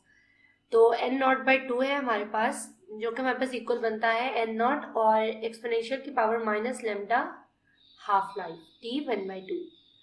लॉग लिया दोनों साइड्स पे। पहले अब ये देखो कि n0 को और दूसरी साइड पे जो n0 है ये आपस में कट हुए हैं, सिंप्लीफाई हुआ है, तो इस साइड पे log ऑफ 2 है और दूसरी साइड पे लैम्डा t1/2।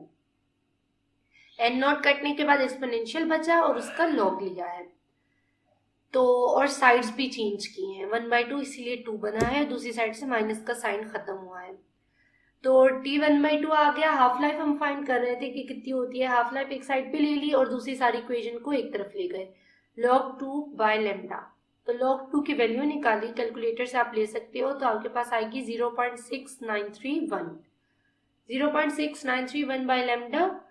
और इसमें आपके पास जो सी भी कांस्टेंट की वैल्यू होगी वो जस्ट आपको पुट करनी है और आपका हाफ लाइफ आ जाएगा। कांस्टेंट ऑफ प्रोपोर्शनैलिटी जो इधर है आपका डिके लॉ का कांस्टेंट, उसकी वैल्यू आएगी और आपके पास ये प्रूव हो जाएगा। Today is our 10th lecture of nuclear physics. इसका टॉपिक है हमारे पास binding energy and mass empirical formula. इसमें पहले हमने बाइंडिंग एनर्जी के बारे में कुछ चीज़ें पढ़ी। आज हम देखेंगे कि वो हमें सेमी एम्पेरिकल फार्मूला की तरफ किस तरह लीड करती है। ये बेसिकली इसका ग्राफ होता है। वाई एक्सिस पे हमारे पास V बाई ए है जो कि मेगा इलेक्ट्रॉन वोल्ट में काउंट होता है, और जो A है ये हमारे पास मैस को शो कर रहा है। इसमें जो देखने वाली इंपॉर्टेंट चीज़ है वो ये है कि जो पीक है हमारे पास वो 60 पे है और वहाँ से फॉल होता है, उसके बाद डिक्रीज की तरफ जा रही है चीज़। अब इसमें इंपॉर्टेंट चीज़ हमारे पास जो है अगला टॉपिक के remarkable features of binding energy. इसमें हमारे पास बाइंडिंग एनर्जी ग्राफ से रिलेटेड कुछ इंपॉर्टेंट चीज़ें हैं जो आप इस ग्राफ को देखकर भी समझ सकते हो कि बेसिकली जो कर्व है हमारे पास वो रिलेटिवली कांस्टेंट होता है हैवी न्यूक्लियस के लिए। लाइट न्यूक्लियस के लिए ये रिलेटिवली कांस्टेंट नहीं रहता। और जो कर्व है जो जैसे मैंने भी आपको बताया वो एक पीक को रीच करता है जब A = 60 होता है। वहाँ पे वो क्यों पीक पे है, क्योंकि वहाँ पे जो हमारे पास न्यूक्लियाई हैं वो टोटली बाउंड होते हैं। और ये हमें बताता है कि ये जो पीक के बाद डिक्रीज हो रहा है, एक पीक शो हो रही है, ये हमें सजेस्ट करता है ये पॉइंट कि एनर्जी दो तरीक़ों से गेन या लूज़ की जा सकती है। जब हमारे पास A 60 से नीचे था यानी बिलो था 60 से A, तो हमारे पास जो लाइटर न्यूक्लियस थे उनको असेंबल करके एक हैवी न्यूक्लियर बनाया जा सकता है या बनाया जाता है। इसको आप न्यूक्लियर फ्यूजन भी कहते हो कि लाइटर न्यूक्लियस को इकट्ठा करके हैवी न्यूक्लियर बनाना। और अबव 60 ए जब 60 से ज़्यादा है तो हमारे पास हैवी न्यूक्लियस को ब्रेक करके लाइटर न्यूक्लियर में कन्वर्ट किया जाता है। इसको फिजन रिएक्शन या न्यूक्लियर फिजन कहते हैं। और ये जो कर्व है हमारे पास ये हमें लीड करता है to the semi empirical mass formula. Semi empirical mass formula जो है ये हमारे पास हमें न्यूक्लियस के बारे में इंफॉर्मेशन देता है, उसके मैस के बारे में और उसकी कुछ अदर प्रॉपर्टीज़ के बारे में। और ये पार्शली बेस्ड ये टॉपिक थ्योरी पे है और इसमें ये कुछ इसके जो बेसिक्स हैं वो एम्पेरिकल मेजरमेंट्स पे भी हैं। अगर आपके पास एक न्यूक्लियस होगा, हमने पहले जैसे पढ़ा था, उसके अंदर Z protons and N = A - Z यानी मैस माइनस प्रोटॉन्स = न्यूट्रॉन्स, उसके अंदर N न्यूट्रॉन्स होते हैं। तो अब जो हमारे पास इधर इक्वेशन लिखी हुई है, जो फार्मूला आपको शो हो रहा है, इसमें क्या हमें बताया जा रहा है कि जो मैस है वो इक्वल है Z जो प्रोटॉन्स हों जितने भी, उसको मल्टीप्लाई करेंगे आप मैस ऑफ प्रोटॉन से। N कितने न्यूट्रॉन्स हैं, 6 हैं 7 हैं, उसको मल्टीप्लाई करेंगे मैस ऑफ न्यूट्रॉन से। ये छोटी छोटी कैलकुलेशंस हमने प्रीवियस लेक्चर में न्यूमेरिकल्स में करके देख ली हैं किस तरह करते हैं। इसको माइनस किया है बाइंडिंग एनर्जी से और डिवाइड हो रहा है ये C² से। ये आपके पास बेसिक इक्वेशन है। जब आप अब इसमें बाइंडिंग एनर्जी को पुट करने के लिए आपको जो वैल्यूज़ निकालनी पड़ेंगी बाइंडिंग एनर्जी की, तो वहाँ से आप फिर इस इक्वेशन में से मैस निकाल सकते हो। ये इक्वेशन हम आगे फर्दर यूज़ करेंगे।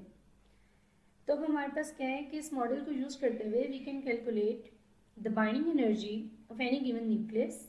हम किसी भी न्यूक्लियस की बाइंडिंग एनर्जी निकाल सकते हैं और रिक्रिएट कर सकते हैं बाइंडिंग एनर्जी कर्व को। तो इसमें सबसे पहले हमारे पास इम्पॉर्टेंट बात ये है कि हमें ये पता होना चाहिए कि इस बाइंडिंग एनर्जी कर्व के अंदर कितनी एनर्जीज हैं जो कंट्रीब्यूट कर रही हैं, यानी ये कर्व कितनी एनर्जीज के मिल जाने से बन रहा है।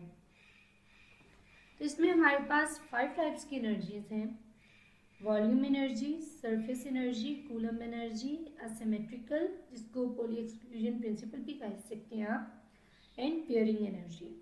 These are 5 types of the energies जो कि यूज़ हो रही हैं इस कर्व को बनाने में। इसकी इक्वेशन है आपके सामने लिखी हुई, Eb that shows binding energy, it is equal to EV is volume energy, plus ES is the surface energy, EA is the symmetrical energy, EC is the Coulomb energy, and E rho is the pairing energy. ये सारी आप find करोगे EB, और फिर इसको पहली वाली equation में पुट करोगे। तो अब हम ये बारी बारी इन एनर्जीज को फाइंड करते हैं और इनके बारे में पढ़ते हैं। तो पहली एनर्जी है हमारे पास, वो है volume energy. Volume energy nucleus की बाइंडिंग एनर्जी में इसका मेन कंट्रीब्यूशन है, और इसकी इंपॉर्टेंट बात ये है कि हमारे पास वॉल्यूम एनर्जी डायरेक्टली प्रोपोर्शनल होती है मास नंबर के, यानी मास नंबर के इंक्रीज होने के साथ ये वॉल्यूम एनर्जी इंक्रीज हो जाती है और मास नंबर के डिक्रीज होने से ये डिक्रीज हो जाती है। इसमें हमारे पास प्रोपोर्शनल के साइन को हटा के ए वी को ऐड किया गया है।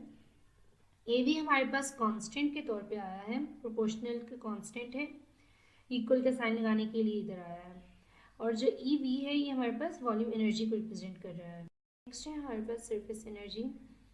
सरफेस एनर्जी हमारे पास रिप्रेजेंट करती है कि कुछ न्यूक्लियॉन्स हमारे पास न्यूक्लियस की सरफेस पे होते हैं और इनकी एनर्जी लेस होती है नेबरिंग न्यूक्लियॉन से। अब ये हमारे पास कितने जो न्यूक्लियॉन्स हैं वो कितने सरफेस पे होते हैं, उनकी एनर्जी पे ये बात डिपेंडेंट है। तो इन न्यूक्लियॉन्स की नंबर इनका डिपेंडेंट है सरफेस एरिया पे न्यूक्लियस के। तो इसको ES से हम रिप्रेजेंट कर रहे हैं सरफेस एनर्जी, जो कि हम कह रहे हैं डायरेक्टली प्रोपोर्शनल है -4πr² के। तो इसमें कांस्टेंट का वर्ड ऐड किया गया है, कोई भी कांस्टेंट लेने के बजाय एज अ वर्ड कांस्टेंट लिख दिया गया है। E इक्वल है माइनस कांस्टेंट 4πr² के। इसके बाद हमने ये पहले एक दफ़ा जैसे पढ़ा था कि R इक्वल होता है R0 A की पावर 1/3 के, with the minus constant 4π R0 का स्क्वायर एंड A 2/3, क्योंकि हमारे पास सेकेंड इक्वेशन में R स्क्वायर है। तो minus constant 4π R0 square A raise to power 2/3। ES is equal to minus constant साथ आएगा AS A raise to power 2/3। इधर AH हमारे पास 4π R0 स्क्वायर को लिखा गया है इस तरह से कि हमारे पास AS इक्वल होता है 4π R0 स्क्वायर के। हमारे पास न्यूक्लियस के अंदर जो प्रोटॉन्स हैं, चूँकि उनका सेम चार्ज है तो उनमें रिपल्शन होती है, और इस रिपल्शन की वजह से कूलम एनर्जी के इंक्रीज होने से बाइंडिंग एनर्जी हमारे पास डिक्रीज हो रही होती है। तो इस पोटेंशियल एनर्जी जो है पेयर ऑफ प्रोटॉन्स की, वो जिस डिस्टेंस से सेपरेट है उसको यूँ रिप्रेजेंट किया जाता है कि PE is equal to -1/4πε0 E²/r z into z -1/2। ये पोटेंशियल एनर्जी रिप्रेजेंट की गई है, और इसमें हमारे पास जो z इंटू z -1/2 है ये पेयर ऑफ प्रोटॉन है, पेयर ऑफ प्रोटॉन को ये रिप्रेजेंट कर रहा है। तो इसमें आप देखो इसके बाद जो हमारे पास एवरेज डिस्टेंस r है जिससे प्रोटॉन सेपरेटेड है, वो r इक्वल होता है R0 A raise to power 1/3। तो अब हमारे पास पोटेंशियल एनर्जी की इक्वेशन में जो r है उधर हम इस वैल्यू को पुट करेंगे, तो हमारे पास -1/8πε0 R0 E² z into z -1 A raise to power -1/3 लिखा गया है। A डिनोमिनेटर में था, ऊपर गया -1/3, और E² z इंटू z -1 से मल्टीप्लाई हो रहा है। R0 -1/8πε0 के साथ है, और इधर 8 बना जो z इंटू z -1 के नीचे 2 था, 2 4 सा 8। उसके बाद पोटेंशियल एनर्जी हमारे पास इक्वल आई है -AC z into z -1 A raise to power -1/3। इसमें AC जो है हमारे पास उसे इक्वल लिया गया है 1/8πε0 R0 और E² के। इसके बाद इम्पॉर्टेंट बात ये है कि कूलम एनर्जी हमारे पास बेसिकली नेगेटिव होती है। आपको तो माइनस का साइन भी शो हो रहा होगा, बिकॉज इसकी वजह क्या है, क्योंकि ये न्यूक्लियस की स्टेबिलिटी को अपोज कर रही है, उसको बाइंडिंग एनर्जी जब कम हो रही है तो उसको अनस्टेबल न्यूक्लियस बना रही है ये, इस वजह से इसके साथ माइनस साइन है। इसमें हम जो हमारे पास कितने प्रोटॉन्स हैं, नंबर ऑफ प्रोटॉन, उससे आइडिया लगा सकते हैं बॉन्डिंग का। जैसे अगर आपके पास 2 पेयर्स हों प्रोटॉन के, या 2 नंबर ऑफ प्रोटॉन्स हों, यानी आप जी की जगह 2 को पुट करो और कैलकुलेट करो तो इसका आंसर 1 आएगा, यानी इधर 1 बॉन्ड है। इसी तरह अगर 3 प्रोटॉन्स हैं आपके पास तो आप 3 को पुट करोगे तो आपको शो करेगा कि आपके 3 बॉन्ड हैं। इस इक्वेशन से आप बॉन्डिंग कैलकुलेट कर सकते हो। नेक्स्ट हमारे पास सिमेट्रिकल एनर्जी है। ये इसलिए इंपॉर्टेंट है क्योंकि ये डिपेंडेंट है हमारे पास सिमेट्रिक इफेक्ट पे, उससे रिलेटेड बात है। तो जो हमारे पास लाइटर न्यूक्लियस होते हैं उसमें Z इक्वल होता है N के, यानी नंबर ऑफ प्रोटॉन इक्वल होते हैं नंबर ऑफ न्यूट्रॉन के। और ऐसे न्यूक्लियस हमारे पास अनस्टेबल होते हैं, उनकी स्टेबिलिटी कम होती है। और जब स्टेबिलिटी कम है तो इसका मतलब उसमें बाइंडिंग एनर्जी कम है। ये बात लीड करती है to the reduce of the binding energy of nucleus. ये जो इफेक्ट है इसको सिमेट्रिक इफेक्ट कहते हैं। तो हमारे पास जो प्रोटॉन की एक्सेस है जिसे A-2Z से रिप्रेजेंट किया जाता है, तो हमारे पास सिमेट्रिक एनर्जी इस एक्सेस के स्क्वायर के डायरेक्टली प्रोपोर्शनल होती है और ये इन्वर्सली प्रोपोर्शनल होती है नेस के, यानी E is directly proportional to A-2Z whole square but inversely proportional to 1/A। तो इसको इसके अंदर जो ऐड किया गया है प्रोपोर्शनल का कांस्टेंट A टो है -A टो, टॉर्क का जो सिंबल होता है -A टो हमारे पास कांस्टेंट है और A-2Z स्क्वायर बाई A, ये हमारे पास सिमेट्रिकल एनर्जी की इक्वेशन। पेयरिंग एनर्जी बेसिकली हमारे पास एक एनर्जी है जो कि जिसे आप करेक्शन टर्म भी कह सकते हो, जो कि टेंडेंसी ऑफ प्रोटॉन पेयर्स और न्यूट्रॉन पेयर्स की वजह से अराइज हुई। इसमें हमारे पास 3 केसेस या 3 पॉसिबिलिटीज कंडीशंस होती हैं, even even pair, even odd pair, odd odd pair. Pair के लफ्ज़ की जगह आप न्यूक्लाई का वर्ड भी यूज़ कर सकते हो। जो हमारे पास इवन इवन न्यूक्लाइज होते हैं वो ज़्यादा स्टेबल होते हैं और उनकी बाइंडिंग एनर्जी भी हाई होती है, जबकि जो इवन ऑड पेयर्स होते हैं वो इंटरमीडिएट होते हैं स्टेबिलिटी में, और जो ऑड ऑड न्यूक्लाइज हैं वो लीस्ट स्टेबल हैं और उनकी बहुत ही कम बाइंडिंग एनर्जी होती है। और ये टर्म हमारे पास इफेक्ट जो है स्पिन कपलिंग का उसको भी कैप्चर कर रही है। अब हमारे पास सारी एनर्जीज की वैल्यूज आ गई हैं, तो जो हमारे पास मेन इक्वेशन थी इक्वेशन 1, उस पर हम इन वैल्यूज को पुट करेंगे। ई बी की जो हमने इक्वेशन निकाली थी उस इक्वेशन के अंदर जब आप इसमें देखोगे तो आपके पास वॉल्यूम एनर्जी, सिमेट्रिक एनर्जी और सरफेस एनर्जी, कूलम एनर्जी और पेयरिंग एनर्जी, इन सारी वैल्यूज को इधर पुट करना है ई बी वाली इक्वेशन में। तो आपके पास इस तरह की इक्वेशन बन जाएगी। और इसके बाद जो दूसरी इक्वेशन थी आपके पास जिसमें हमने मैथ्स देखा था, जो बहुत ही फर्स्ट में हमने इक्वेशन पढ़ी थी, उस इक्वेशन में हमारे पास प्रोटॉन्स हैं प्लस न्यूट्रॉन और माइनस हो रही है binding energy divided by C square. तो बाइंडिंग एनर्जी की जगह पे आपने वो सारी वैल्यू पुट कर देनी है जो ए बी की आई है, तो ये आपके पास इक्वेशन बन जाएगी मेन। हमारा आज का lecture binding energy and maths empirical formula. आज हमारा 11th लेक्चर है न्यूक्लियर फिजिक्स का। हमारे आज का लेक्चर का टॉपिक है लिक्विड ड्रॉप मॉडल। बेसिकली इसमें हम ये चीज़ देखेंगे कि न्यूक्लियस और जो लिक्विड का एक ड्रॉप होता है वाटर का, वो किस तरह से सेम है। पहला पॉइंट जो क्लियरली नज़र आ रहा है, सिंपल हर इंसान देख सकता है कि दोनों की स्फेरिकल फॉर्म है। ड्रॉप ऑफ वाटर भी स्फेरिकल फॉर्म में होता है और कंपोज ऑफ न्यूक्लियॉन्स होता है। इसी तरह लिक्विड का जो ड्रॉप है वो भी स्फेरिकल फॉर्म में है और वो कंपोज है मॉलिक्यूल्स का, कंपोज ऑफ मॉलिक्यूल्स है। इसके बाद इसकी चंद और 7 इस तरह की इम्पॉर्टेंट सिमिलैरिटीज़ हैं जिसकी बेस पे लिक्विड ड्रॉप ऑफ मॉडल है कि न्यूक्लियस और ड्रॉप ऑफ लिक्विड सेम होता है। पहला पॉइंट ये है कि न्यूक्लियस और लिक्विड ड्रॉप जो है both of them contain large number of particles. ये दोनों large number of particles contain कर रहे होते हैं कि लिक्विड का जो ड्रॉप है वाटर का वो भी बहुत सारे उसमें मॉलिक्यूल्स जो हैं वो होते हैं, और जो न्यूक्लियस होता है इसमें भी प्रोटॉन न्यूट्रॉन बहुत सारी चीज़ें मिलकर उस न्यूक्लियस को बना रही होती हैं। सेकेंड पॉइंट ये है कि ये दोनों होमोजीनियस हैं और इनकम्प्रेसिबल हैं। इनकम्प्रेसिबल मतलब कंप्रेस नहीं हो सकते और होमोजीनियस मतलब उनकी जो बॉन्डिंग है वो सेम है। Third point is this, nucleus और लिक्विड ड्रॉप मॉडल दोनों की जो मास डेंसिटी है वो कांस्टेंट रहती है थ्रू आउट इट्स वॉल्यूम।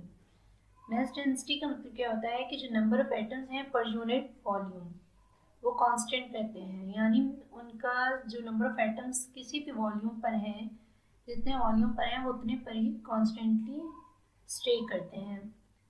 और जो हर न्यूक्लियन का पार्टिकल होता है इनसाइड द न्यूक्लियस वो इंटरेक्ट कर रहा होता है अपने नियरेस्ट नेबर्स के साथ, बिल्कुल इसी तरह जैसे लिक्विड ड्रॉप में उसका जो मॉलिक्यूल कोई एक अगर मॉलिक्यूल है तो वो अपने नियरेस्ट नेबर्स के साथ इंटरेक्ट कर रहा होता है, इनकी इंटरेक्शन सेम होती है। ये है fourth point. And the fifth point is कि जो हमारे पास लिक्विड का टॉप है और न्यूक्लियस है, both of them show the surface tension impact. इसी वजह से ये दोनों जो एक्सटर्नल फोर्सेस हैं, अगर एक्सटर्नल फोर्सेस ना हो तो तब भी ये स्फेरिकल ही शो होते हैं। सरफेस टेंशन इफेक्ट क्या होता है, ये इस तरह के मतलब इफेक्ट है जिसकी वजह से एक सर्कुलर फॉर्म रहती है। तो ये दोनों हमें एक सर्कुलर फॉर्म दिखा रहे होते हैं जबकि एक्सटर्नल फोर्सेस अगर खत्म भी कर दी जाए तब भी। सिक्स्थ पॉइंट में वाटर को अगर हीट दी जाए या लिक्विड कोई भी हो उसको हीट दी जाए तो वो इवेपोरेट होता है। तो इवेपोराइजेशन को बाइंडिंग एनर्जी से कंपेयर किया गया है कि जैसे अगर किसी भी ड्रॉप ऑफ लिक्विड को इवेपोरेट करें तो वो जिस तरह डिके की तरफ जाता है, इसी तरह अगर न्यूक्लियस की भी बाइंडिंग एनर्जी को ख़त्म किया जाए तो वो भी डिके की तरफ जाता है। ये binding energy of the nucleus पे हमने पहले कंप्लीट लेक्चर पढ़ लिया है। इसके बाद जो हमारे पास लिक्विड का ड्रॉप होता है उसको through the process of the fusion एक स्मॉलर वन मॉलिक्यूल में उसको डिके किया जा सकता है या कन्वर्ट किया जा सकता है, और इसी तरह फ्यूजन के थ्रू उसको दो स्मॉल ड्रॉपलेट्स को जोड़ के एक बड़ा ड्रॉप बनाया जा सकता है through the process of fusion. तो इसी तरह हमने अपने प्रीवियस लेक्चर में न्यूक्लियस का पढ़ा था कि न्यूक्लियस में फिजन और फ्यूजन के प्रोसेसेस हो रहे होते हैं। तो ये है 7 इस तरह की सिमिलैरिटीज जिनकी वजह से न्यूक्लियस को लिक्विड ड्रॉप ऑफ मॉडल से कंपेयर करके स्टडी किया जा सकता है। लिक्विड ड्रॉप मॉडल की हमारे पास एप्लीकेशंस हैं कि लिक्विड ड्रॉप मॉडल से हम न्यूक्लियर फिजन या फ्यूजन के प्रोसेस को एक्सप्लेन कर सकते हैं, और कंपाउंड न्यूक्लियर थ्योरी जो है वो बेस कर रही है लिक्विड ड्रॉप मॉडल पे, और इसको हम एक्सप्लेन इसके थ्रू कर सकते हैं न्यूक्लियर रिएक्शंस के कुछ इंपॉर्टेंट फीचर्स को। और न्यूक्लियस की जो स्टेबिलिटी है वो भी लिक्विड ड्रॉप मॉडल से चेक की जा सकती है कि न्यूक्लियस कितना स्टेबल है या नहीं है, अनस्टेबल कंडीशन में है। और लिक्विड ड्रॉप मॉडल से हम कलेक्टिव मोशन को किसी भी चीज़ के स्टडी कर सकते हैं। हमारे पास लिक्विड ड्रॉप मॉडल की 2 लिमिटेशंस हैं कि इसको हम किसी भी लाइटर न्यूक्लाई पे अप्लाई नहीं कर सकते। अगर न्यूक्लियस लाइट है तो उसको इससे कंपेयर नहीं किया जा सकता क्योंकि उसमें भी हमारे पास surface energy, coulombic energy effect, volume energy effect और सिमेट्रिक एनर्जी का जो इफेक्ट है वो नेग्लिजिबल हो जाता है, यानी ख़त्म हो जाता है।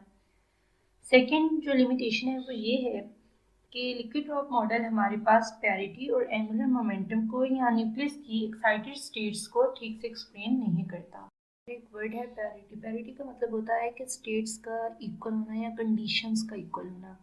ड्रॉप मॉडल की हमारे पास ये 2 ही लिमिटेशंस हैं जो बेसिकली स्टडी की जाती हैं। आज के लेक्चर में हम Yukawa theory of nuclear forces पढ़ेंगे। सबसे पहले इसमें बेसिक से जो बात स्टार्ट हो रही है, हमारे पास एक एटम होता है। एटम हम पहले पढ़ चुके हैं कि ये स्मॉलर इनविजिबल पार्टिकल है जिसका साइज 10⁻⁻10 मीटर होता है। और हमारे पास न्यूक्लियस होता है, न्यूक्लियस के गिर्द इलेक्ट्रॉन रिवॉल्व कर रहे होते हैं। ये एक एटम है, स्ट्रक्चर है एटम का। न्यूक्लियस हमारे पास स्मॉल डेंस रीजन है जिसमें हमारे पास प्रोटॉन है, न्यूट्रॉन है। एटम के सेंटर में होता है। न्यूक्लियस 1911 में रदरफोर्ड ने डिस्कवर किया था। उसके बाद हमारे पास न्यूक्लियर फोर्स आ जाती है। ये एक ऐसी फोर्स है जिसने प्रोटॉन और न्यूट्रॉन्स को न्यूक्लियस के अंदर एक दूसरे के साथ बाइंड करके रखा हुआ है। हमारे पास फीचर्स हैं न्यूक्लियर फोर्स के। न्यूक्लियर फोर्स हमारे पास अट्रैक्टिव होती है, नॉन इलेक्ट्रिक होती है, नॉन ग्रेविटेशनल होती है, स्ट्रॉन्ग फोर्स है, शॉर्ट रेंज है इसकी, चार्ज डिपेंडेंस है और स्पिन डिपेंडेंस है। हमारे आज के लेक्चर में जो न्यूक्लियर फोर्स के 2 फीचर्स जो इम्पोर्टेंट हैं, एक तो ये कि ये स्ट्रॉन्ग फोर्स है, सेकंड ये शॉर्ट रेंज होती है। अब हम हिस्ट्री देखते हैं Yukawa theory of nuclear forces की। एक जापानीज साइंटिस्ट थे हिडेकी युकावा, जो कि एक थ्योरेटिकल फिजिक्स थे यूनिवर्सिटी ऑफ ओसाका में इन 1935। इन्होंने हमारे पास फंडामेंटल पार्टिकल इंटरेक्शन की रीजंस बताई थी, और जो सबसे इम्पॉर्टेंट चीज़ इनकी है, इम्पॉर्टेंट इन्वेंशन है जिसकी वजह से हम इस टॉपिक को पढ़ रहे हैं, न्यूक्लियर फिजिक्स में जो इन्होंने एक इम्पॉर्टेंट बात बताई, इन्होंने प्रेडिक्ट किया था पाई मेसन की प्रेजेंस को इनसाइड द न्यूक्लियस। मेसन हमारे पास लाइटेस्ट मेंबर होता है फैमिली ऑफ पार्टिकल्स का, और युकावा ने हमें इसकी प्रेजेंस का बताया। इन्हें 1949 में नोबेल प्राइज मिला था। एटॉमिक न्यूक्लाई कंसिस्ट है प्रोटॉन्स और न्यूट्रॉन्स पे। प्रोटॉन्स और न्यूट्रॉन्स हेल्ड टुगेदर हैं बाय अ स्ट्रॉन्ग फोर्स।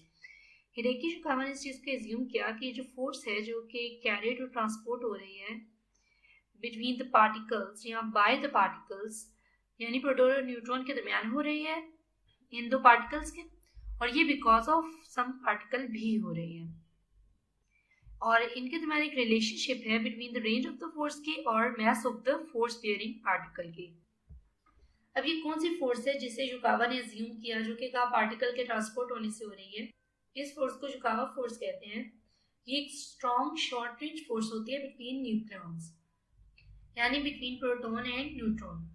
और ये फोर्स किस वजह से है? पार्टिकल के ट्रांसपोर्ट होने से। तो वो जो उनका पार्टिकल है जिसके ट्रांसपोर्ट होने से ये फोर्स है वो है मेसन। मेसन बेसिकली हमारे पास पार्टिकल है जो कि प्रोटॉन और न्यूट्रॉन के दरमियान इंटरचेंज हो रहा है, जिसको मेसन कहा जा रहा है। इसका हमारे पास elementary charge positive and negative. इसके हमारे पास 3 टाइप्स हैं, पॉजिटिव, नेगेटिव और अनचार्ज। जो हमारे पास पॉजिटिव मेसन है और नेगेटिव मेसन है उनका सेम मैस होता है 139.6 मेगा इलेक्ट्रॉन वोल्ट, और जो अनचार्ज है उसका 135.0 मेगा इलेक्ट्रॉन वोल्ट पर सी स्क्वायर। जो पायॉन्स होते हैं हमारे पास ये अनस्टेबल होते हैं, और जो पाई नेगेटिव है हमारे पास मेसन का, जिसे पायॉन भी आप कहते हैं, ये डिके होता है इनटू म्यूटॉन and into muon and antineutrino in 2.6 multiply by 10⁻⁸ seconds के लाइफ टाइम के हिसाब से। और ये जो फोर्स है हमारे पास ये एक फाइनाइट रेंज फोर्स है 10⁻13 सेंटीमीटर। अगर डिस्टेंस को इंक्रीज किया जाए तो हमारे पास 10⁻13 फोर्स जो होगी वो डिक्रीज हो जाएगी। न्यूक्लियर फोर्स डिफर करती है हमारे पास फंडामेंटली फ्रॉम 1/r²। इसके बाद हमारे पास है युकावा पोटेंशियल। युकावा पोटेंशियल को रिप्रेजेंट आप साई से करते हैं या वी से भी लिख सकते हैं। साई ऑफ आर इक्वल होता है g into E raise to power minus mu R. G magnitude है स्केलिंग कांस्टेंट का, जो कि हमारे पास एम्पलीट्यूड होता है पोटेंशियल का। म्यू युकावा पार्टिकल के मैस है, आर रेडियल डिस्टेंस है टू द पार्टिकल, और यूनिट होता है युकावा पोटेंशियल का 1/m यानी पर मीटर। जो पार्टिकल हमारे पास न्यूक्लियॉन्स के दरमियान एक्सचेंज हो रहा है यानी मेसन, इसका मैस निकालना हो तो आप कैसे निकाल सकते हो? इंपॉर्टेंट बात ये है कि जो हमारे पास पार्टिकल एक्सचेंज हो रहा है वो लेस होना चाहिए उसका मैस न्यूक्लियस के पार्टिकल के मैस से। तो m पाई हमारे पास इक्वल है h cut by del X C. Del X अगर हम 1.5 फेमटोमीटर ले लें तो m पाई हमारे पास मैस यानी एक्सचेंज पार्टिकल का क्या आएगा? h कट कांस्टेंट की वैल्यू, c कांस्टेंट की वैल्यू, और डेल एक्स की जगह 1.5 फेमटोमीटर पुट करो तो आपके पास मैस आ जाएगा एक्सचेंज पार्टिकल का 2.34 मल्टीप्लाई बाय 10⁻⁻23 ग्राम्स। ये मैस निकालना एक्सचेंज पार्टिकल का डिपेंड कर रहा है आपके पास डेल एक्स पे। डेल एक्स आपको क्वेश्चन में जो भी गिवन होगा वो आप एज इट इज इसमें पुट करोगे, कांस्टेंट की वैल्यूज पुट करोगे तो आपके पास मैस निकल आएगा। नेक्स्ट है हमारे पास डेरिवेशन ऑफ युकावा पोटेंशियल। इसमें हमने रिलेटिविस्टिक फार्मूला लिया है कि E इक्वल है PC plus M not C square. इसको स्क्वायर लिया गया है तो E square is equal to P square C square plus M not square C4। अब जैसे हमें पता है कि E इक्वल होता है iota H cut curl by curl of T और P इक्वल है minus iota H cut del K. ये वैल्यूज आपने क्वांटम मैकेनिक्स के कोर्स में पढ़ी होंगी। क्वांटम मैकेनिक्स का कोर्स न्यूक्लियर फिजिक्स के कोर्स से पहले पढ़ा जाता है, उसमें ये चीज़ें सारी एक्सप्लेन होती हैं। अब हमने ये जो E की वैल्यू है और P की वैल्यू है इनको स्क्वायर लिया है और अपनी जो इक्वेशन 1 है उसमें पुट किया है। तो E की जगह हमारे पास iota square h cut square curl square by curl of T square आया। इसी तरह ये इक्वल के बाद P में हमारे पास iota square h cut square curl square by curl of T square, जिसको आप डेल स्क्वायर भी लिख सकते हो, और फिर C स्क्वायर है साथ plus M not square C4 as it is आ गया। अब उन्होंने क्या किया है कि साई को दोनों साइड्स पे इक्वेशन के पुट किया है, तो डेल के और partial by partial of T square के साथ साई आ गया है दोनों साइड्स पे, और फिर दूसरी साइड पे जो साई की वैल्यू है यानी minus H cut square c square del square Sai को एक साइड पे लेके बाकी सारी इक्वेशन एक साइड पे कर दी है। उसके बाद उन्होंने डेल स्क्वायर साई को एक साइड पे किया है और सारी इक्वेशन एक साइड पे करके 1/-h cut square c square को कॉमन लिया है। डेल स्क्वायर की पूरी इक्वेशन आ जाएगी आपके पास जब 1/-h cut square c square को अगर अंदर मल्टीप्लाई करेंगे आप, तो ये आपके पास h कट स्क्वायर और सी स्क्वायर इस तरह की वैल्यूज जो है वो सिंप्लीफाई हो जाएंगी। उसके बाद हमारे पास अगर इधर आ गया, इमेजिन करें कि m naught square c square by h cut square equal हो 1/r स्क्वायर की, यानी इस जगह पे 1/r स्क्वायर पुट किया गया। स्टैटिक फील्ड के लिए उन्होंने कहा तो डेल स्क्वायर का साई इक्वल आ गया 1/r स्क्वायर साई के, क्योंकि ये डिक्रीज की तरफ जा रहा है तो इसको इक्वल टू 0 लिया है।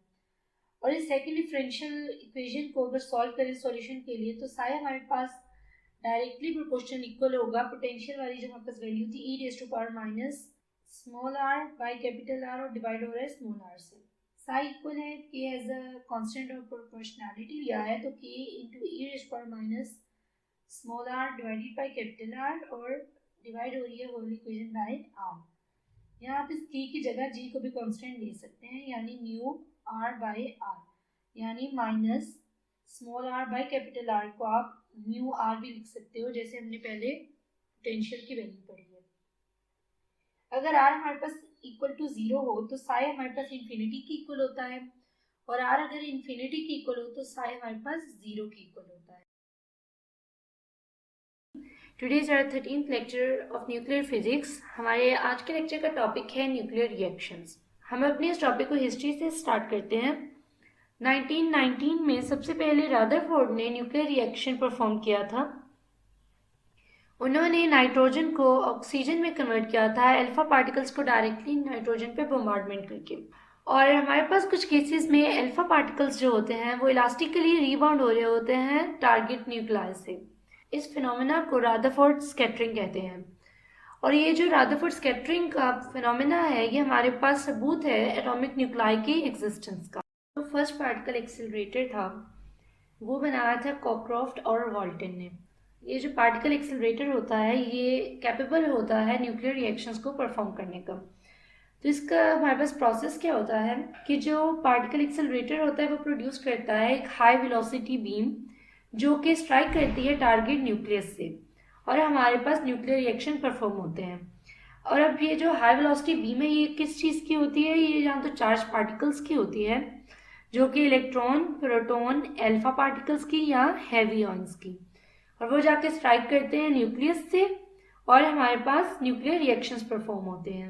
न्यूक्लियर फिजिक्स में जो न्यूक्लियर रिएक्शन का प्रोसेस है उसमें टू न्यूक्लियस या न्यूट्रल पार्टिकल्स कोलाइड करते हैं और डिफरेंट प्रोडक्ट्स को बनाते हैं।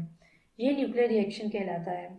इसको मज़ीद आप इस तरह से समझ सकते हैं कि जो इंसिडेंट पार्टिकल के न्यूक्लियॉन्स होते हैं वो इंटरेक्ट करते हैं टारगेट न्यूक्लियॉन्स के साथ, और कोलिजन के बाद जो बीम पार्टिकल्स हैं वो टारगेट न्यूक्लियस को लीव करते हुए उसको ग्राउंड स्टेट में जो टारगेट न्यूक्लियस है उसको लीव कर देते हैं और स्कैटर हो जाते हैं इलास्टिकली। यहाँ पे जो टारगेट न्यूक्लियस है वो इंटरनली एक्साइटेड हो जाता है और डिके हो जाता है रेडिएशंस या न्यूक्लियॉन्स को एमिट करते हुए। न्यूक्लियर रिएक्शन में हमारे पास चार चीज़ें होती हैं। एक्सेलरेटर, जिसे आप प्रोजेक्टाइल भी कह सकते हैं, पेरेंट न्यूक्लाई, डॉटर न्यूक्लाई और न्यूक्लियॉन्स या रेडिएशंस। अब आप इसको इस रिएक्शन से समझ सकते हो।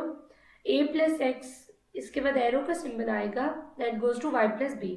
ए आपके पास एक्सेलरेटर है, जो X है वो पेरेंट न्यूक्लाई है जो कि कन्वर्ट होता है Y में डॉटर न्यूक्लाई में, और जो B है वो रेडिएशंस हैं जो एमिट होती हैं। न्यूक्लियर रिएक्शन की टू टाइप्स हैं, एंडोथर्मिक रिएक्शन और एंडोथर्मिक रिएक्शन में हमें एनर्जी रिक्वायर होती है रिएक्शन को स्टार्ट करने के लिए, जबकि एक्सोथर्मिक रिएक्शन में एनर्जी रिलीज होती है।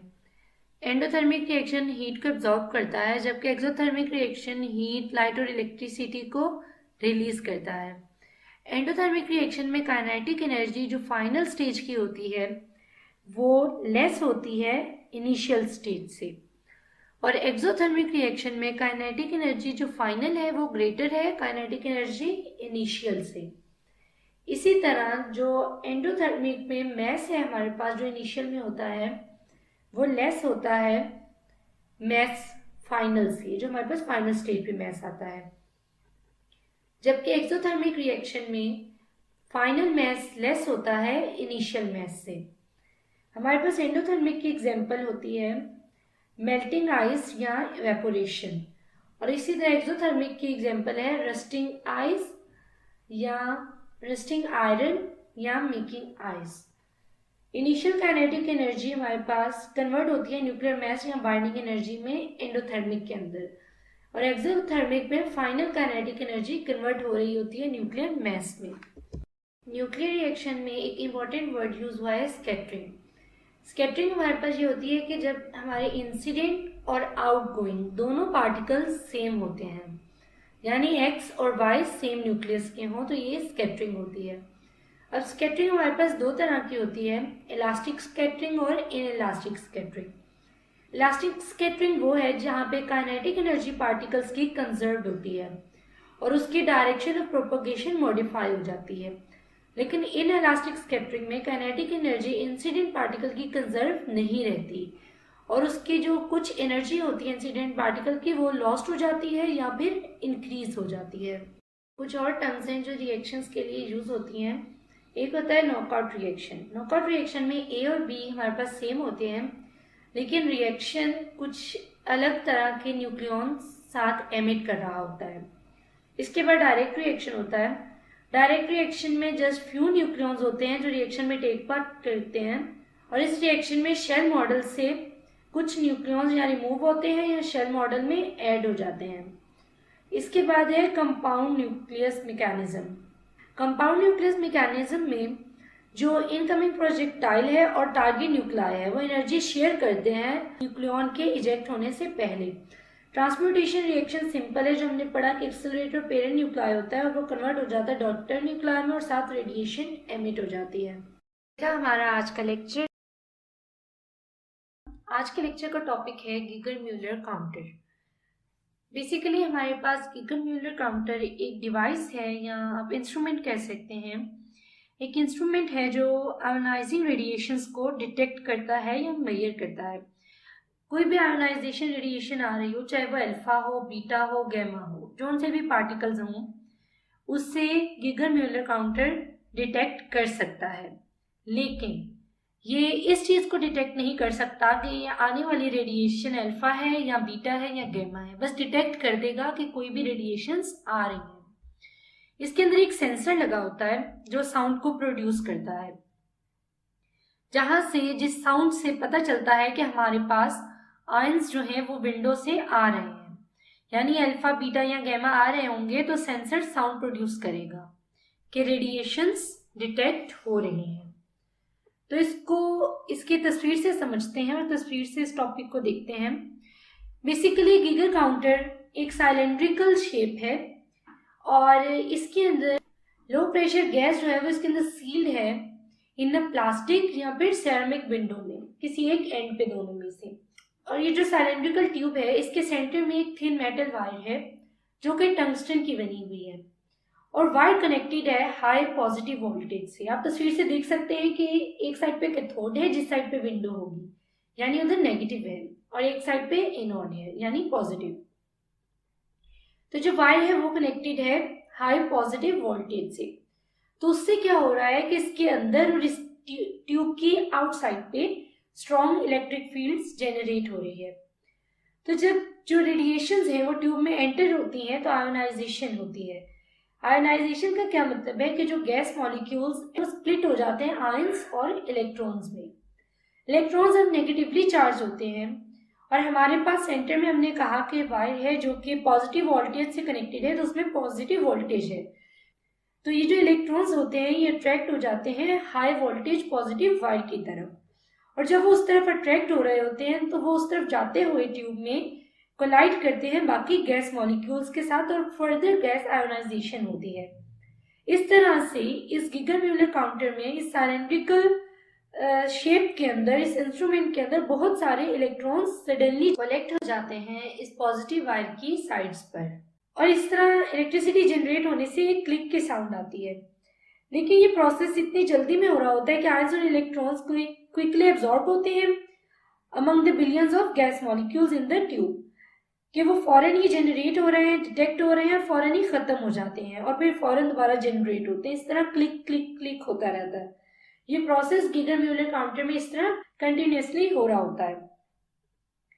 अब मैंने आपको ये बताया कि इसके अंदर ये अल्फा बीटा गैमा सारी डिटेक्ट कर सकता है, लेकिन ये रेडिएशंस ये नहीं बता सकता कि अल्फा है या बीटा है या गैमा है। इसके बाद एफिशिएंसी है इसकी। एफिशिएंसी किस तरह से आप इसकी फाइंड कर सकते हैं कि अगर आप number of particles of radiation detected जो हैं, कि जो जितने नंबर ऑफ पार्टिकल्स रेडिएशंस के डिटेक्ट हो रहे हैं उनका आप डिवाइड कर दें उतने नंबर ऑफ पार्टिकल्स से रेडिएशन के जो एमिट हो रहे हैं, तो आपके पास इसकी एफिशिएंसी आ जाएगी। इसके बाद इसके एडवांटेजेस हैं। एडवांटेज ये है कि ये ज़्यादा महंगा नहीं होता, इनएक्सपेंसिव है ये इंस्ट्रूमेंट, ये ड्यूरेबल है और इजीली पोर्टेबल है, यानी इतना हैवी नहीं है कि इसको इधर एक जगह से दूसरी जगह लेकर जाना मुश्किल हो, या इतना बड़ा भी नहीं होता इन साइज।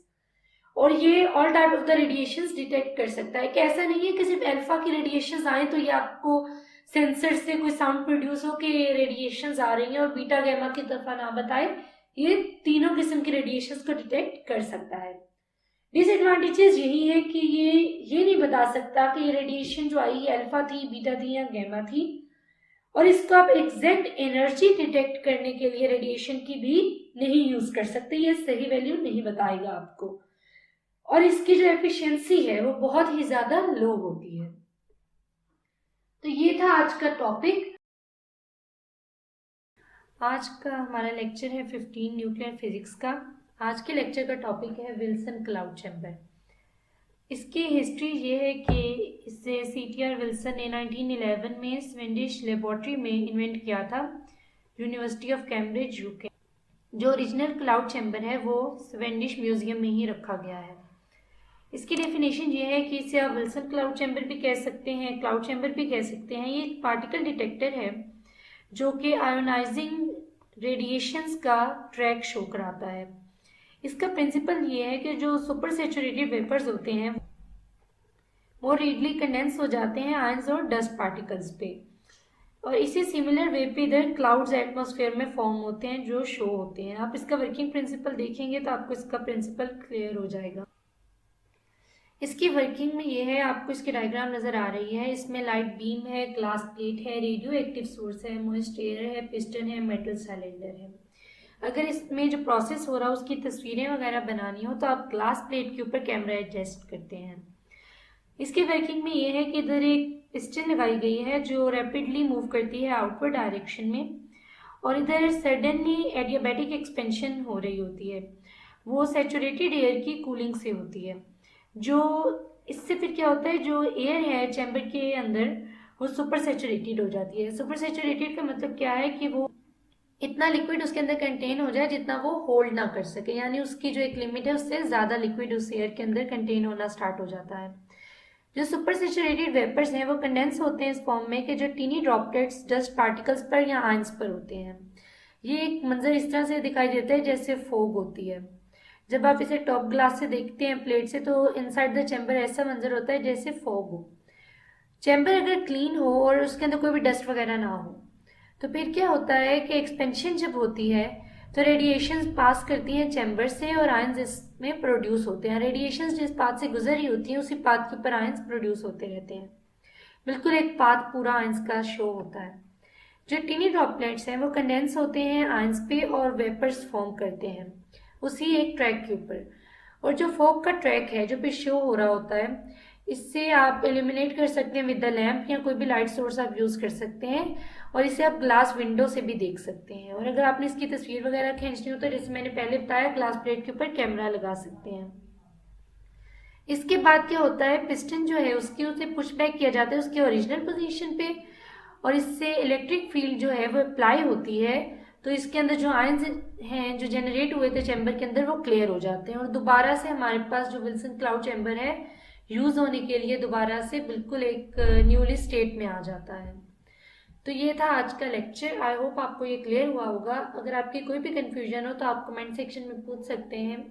वीडियो को लाइक करें, कमेंट करें, शेयर करें और चैनल को ज़रूर सब्सक्राइब करें।